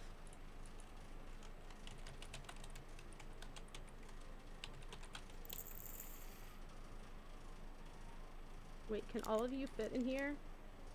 Please? So I don't have to make another vial? Oh no, it's not all gonna fit. Boo. I think there's some room in one of the ones in the top layer that I can use. Unfortunately, I also spilled like a bunch of them everywhere.